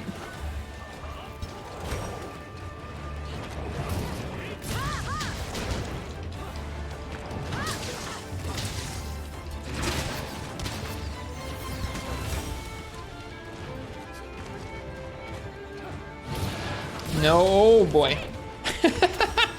I thought I was about to get smacked.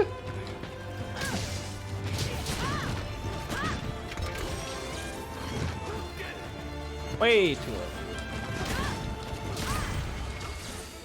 Easy. Yeah, that was a bit monkasteer, wasn't it? Wasn't it, Foul? Sorry, not Foul. Parsec, I'm sleepy. It can be fun.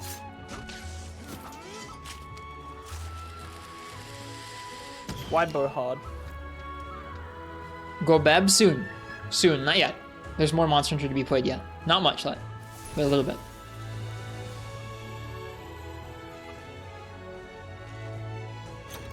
So like, yeah, we can let's get that S. Let's get that S right now. Let's run that back. I don't want to hold any L's either. Yeah, let's You can run use that. you can use whatever you want, but I definitely want to go ahead and use that gun lance again. I want to get used to the funk.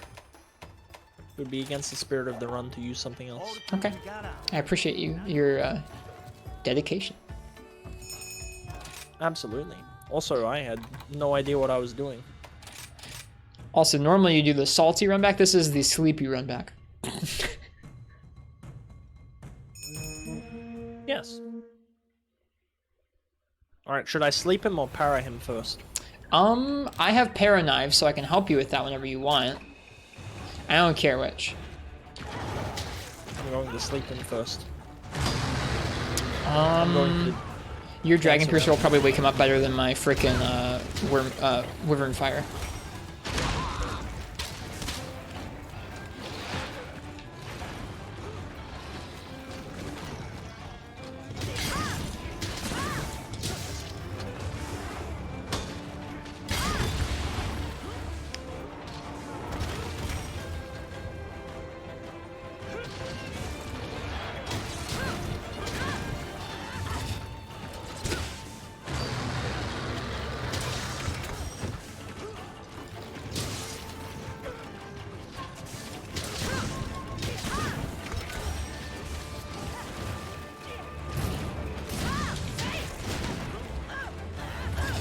Whoops.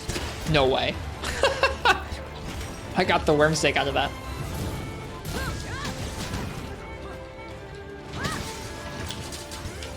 Alright, I'm parrying him now.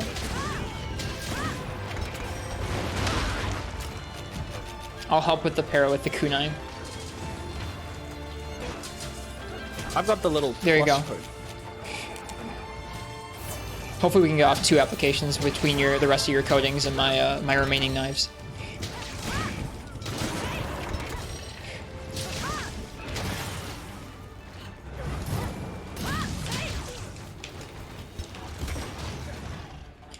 What the? I turned around by accident there.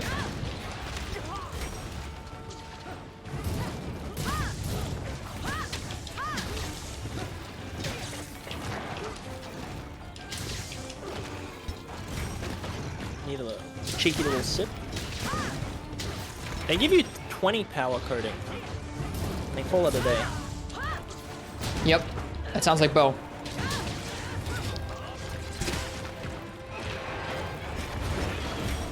Thank you for knocking me back. Oops.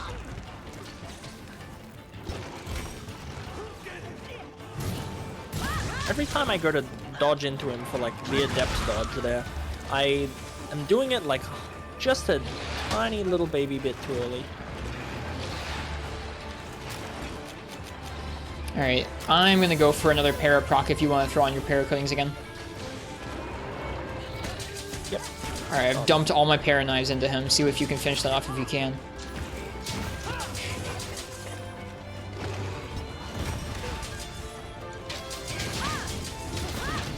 Probably can't get 2, but we'll see. Nice.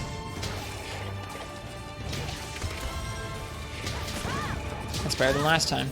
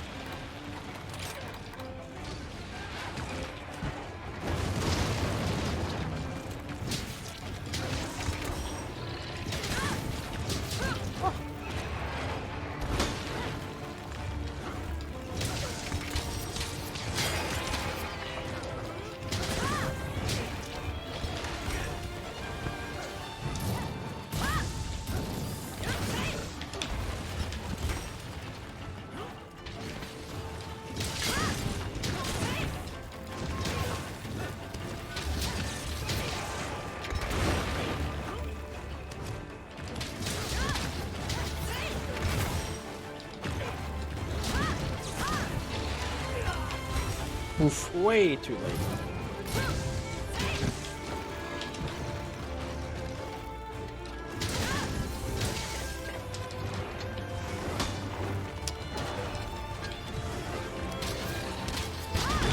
Oof. That's rough. I don't even know if that hit. Even when I'm dodging like directly into it, I'm still just 5 It's kind of a weird frames timing. or whatever. It's very tight, like not in a bad way, just sort of in a T-Rex hits you at a weird time kind of way.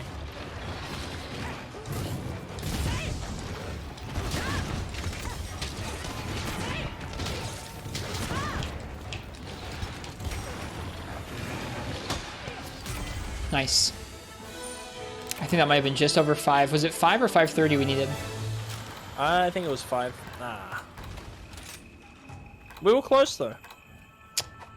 Sag. Sag indeed. But I'm learning the bow. Yeah. Just a touch more. I bet we can get it on the next one. You may propose a question, Sol.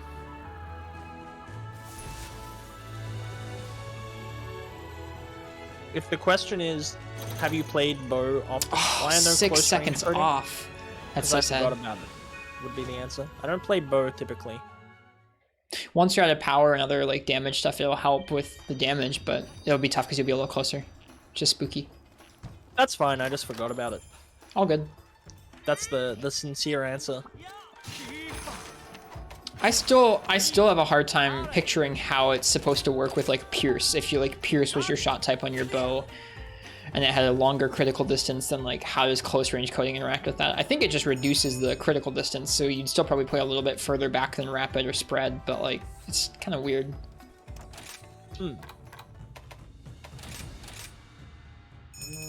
I could just play SNS and we'd clutch it out easily.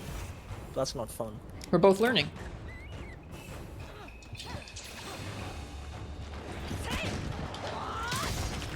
Alright, I'm gonna go for the sleep first again. Sounds good. It doesn't reduce crit distance? Yeah, I'm not sure about that. I'm like I don't know. That's my theory on it, but like I don't actually know how it works.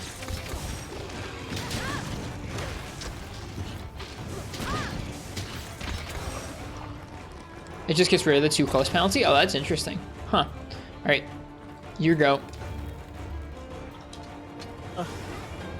Oh, I'm... Never mind, sorry. I did that too early. I didn't realize you hadn't started charging. I thought you had already. No.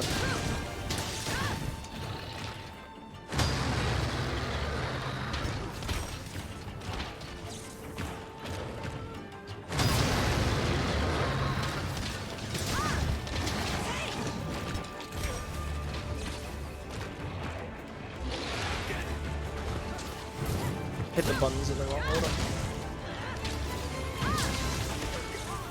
Oh, come off that one. Alright, going for paras now. Alright, let me pull out my para knives. Oh gosh. Dude, the pivots in this game are so freaking whack.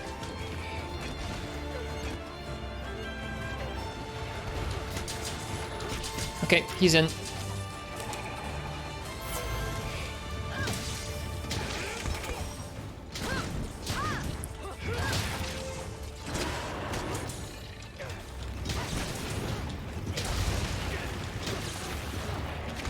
Oh, Destiny too early. Expansion? How about that? Oh, a Destiny expansion? Destiny 2. Yeah. Yep, Soul is a fan of the old Desto. I don't think anybody calls it Desto, but I just did. Very dad tier to call it that. Yeah. Man, I like Destiny. You almost got me hit, but you didn't. The dodge bolt tripped me. Good. Alright, going for a para again.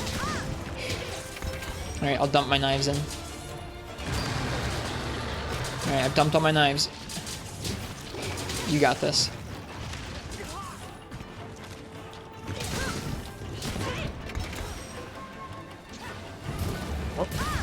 Oh, that's the wrong silk bind. I wanted the one that what makes me more powerful.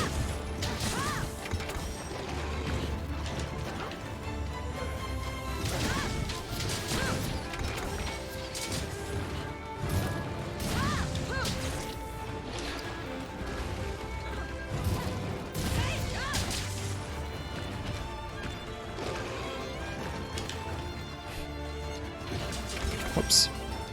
There you are. Nice job, buddy.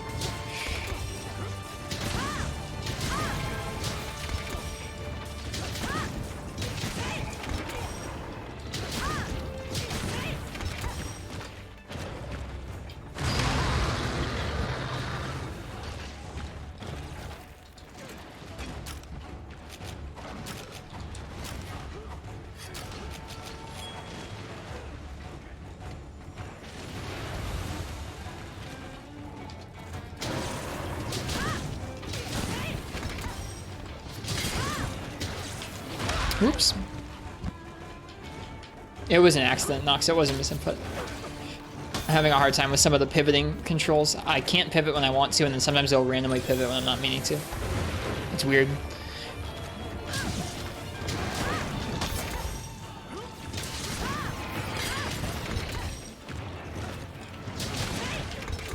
But that's okay. Room for improvement. The controller might have a snapback issue. It's might be parsing my controller parsec, but it's also just the game and how it handles pivots. Because sometimes it's not even me turning like the character back around, or like it even happening anywhere near my input for it, and the game just turns me back around. It's weird. Like if I pivot quickly enough, sometimes it'll do a regular hop, and sometimes it just won't. It's very odd.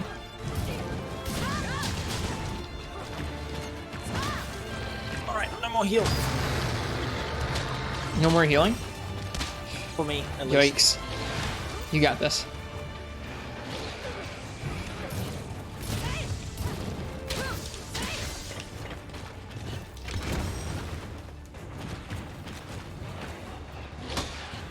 Don't mind me just casually hitting the parry twice. Once, which I definitely didn't deserve. Nice job. I think that was mostly you. I felt like I played worse that time. I felt like I played worse that time. Well, we got it done. That was definitely sub 5 minutes, though. Yes, it was. So we got it. 4:58. Oh my. Was it really? Yeah. Sounds like I should go to bed. I agree. But this has been productive. I'm glad we got to talk about Defender armor. That was like, I feel like it put a cloud over us though, and it became hard to come up with other topics. Because it was, oh dear, the Defender armor thing. It's very important that we handle it right. I don't know. And then it didn't feel so big once we got there, huh? I thought it was a nice cast. I agree. I got a funny kill screen. Yeah, I got to talk shit on pizza. Yeah, Good that was stuff. fun too. All right. Well, thank you to everybody who came by tonight. Thank you to the folks who subbed and followed that we didn't necessarily get to think right out loud as we normally would when we're streaming. Thank you to Jalbagel for the raid and bringing by some folks. I hope you guys enjoyed listening to us blab about Monster Hunter. Sometimes we'll have more serious topics or more in-depth planned discussions like we did tonight, and other times things will be a little more lightweight, a little more cozy. I can say very safely for the next cast, we have something very special and very fun prepared for each and every one of you. A good way for you guys to get involved with the cast. So I'm excited to announce that for next time. But I want to put the idea in the oven for a little bit and get it out. But thank you all so much for being here. I hope you guys had a fantastic time. If you guys don't know my friend Rist you click the funny link and then click the funny heart button. I think that's gonna be good. Elden Ring cast? Oh, maybe. Maybe. We'll see. But I hope you guys remain well. Yeah. If you haven't checked out my buddy Phalacin, they did a really sick Souls marathon earlier this week, so they've been brushing up their Souls skills with the upcoming release of Elden Ring. I think they're not going to be streaming all of it or some of it, but if you want to watch a stream that's got good Monster Hunter, good variety, good Souls, whatever it is you're looking for, check out our buddy Phal's stream and give him a follow for us. Alrighty. We should raid Proto Anthony, who's playing Monster Hunter 3. Let's do it. All right, I hope you guys have a nice time over at Proto Anthony's stream with the Monster Hunter Try. I will be seeing you guys tomorrow for some more Monster Hunter. Until then, I hope you guys have a nice night or a good day, whatever time it is where you are in the world. Happy hunting if you're gonna be playing Monster Hunter, or, you know, like happy bonfiring if you're gonna play Souls stuff. I wonder what they are doing for that in Elden Ring. I don't know. Alright, I will talk to you guys all tomorrow. Hopefully for the Bloodborne PSX demake, which I've kind of wanted to play. Maybe I'll check out King's Field 4, because that game has a fun soundtrack, and it looks like an awful game. Alright, well, that sounds like fun. Check out Fal's stream for that. Check out my stream for Monster Hunter, and until then, happy hunting and good night, you guys. Cheers. Enjoy Proto Anthony's stream, and we'll see you next time. Be well. Bye-bye.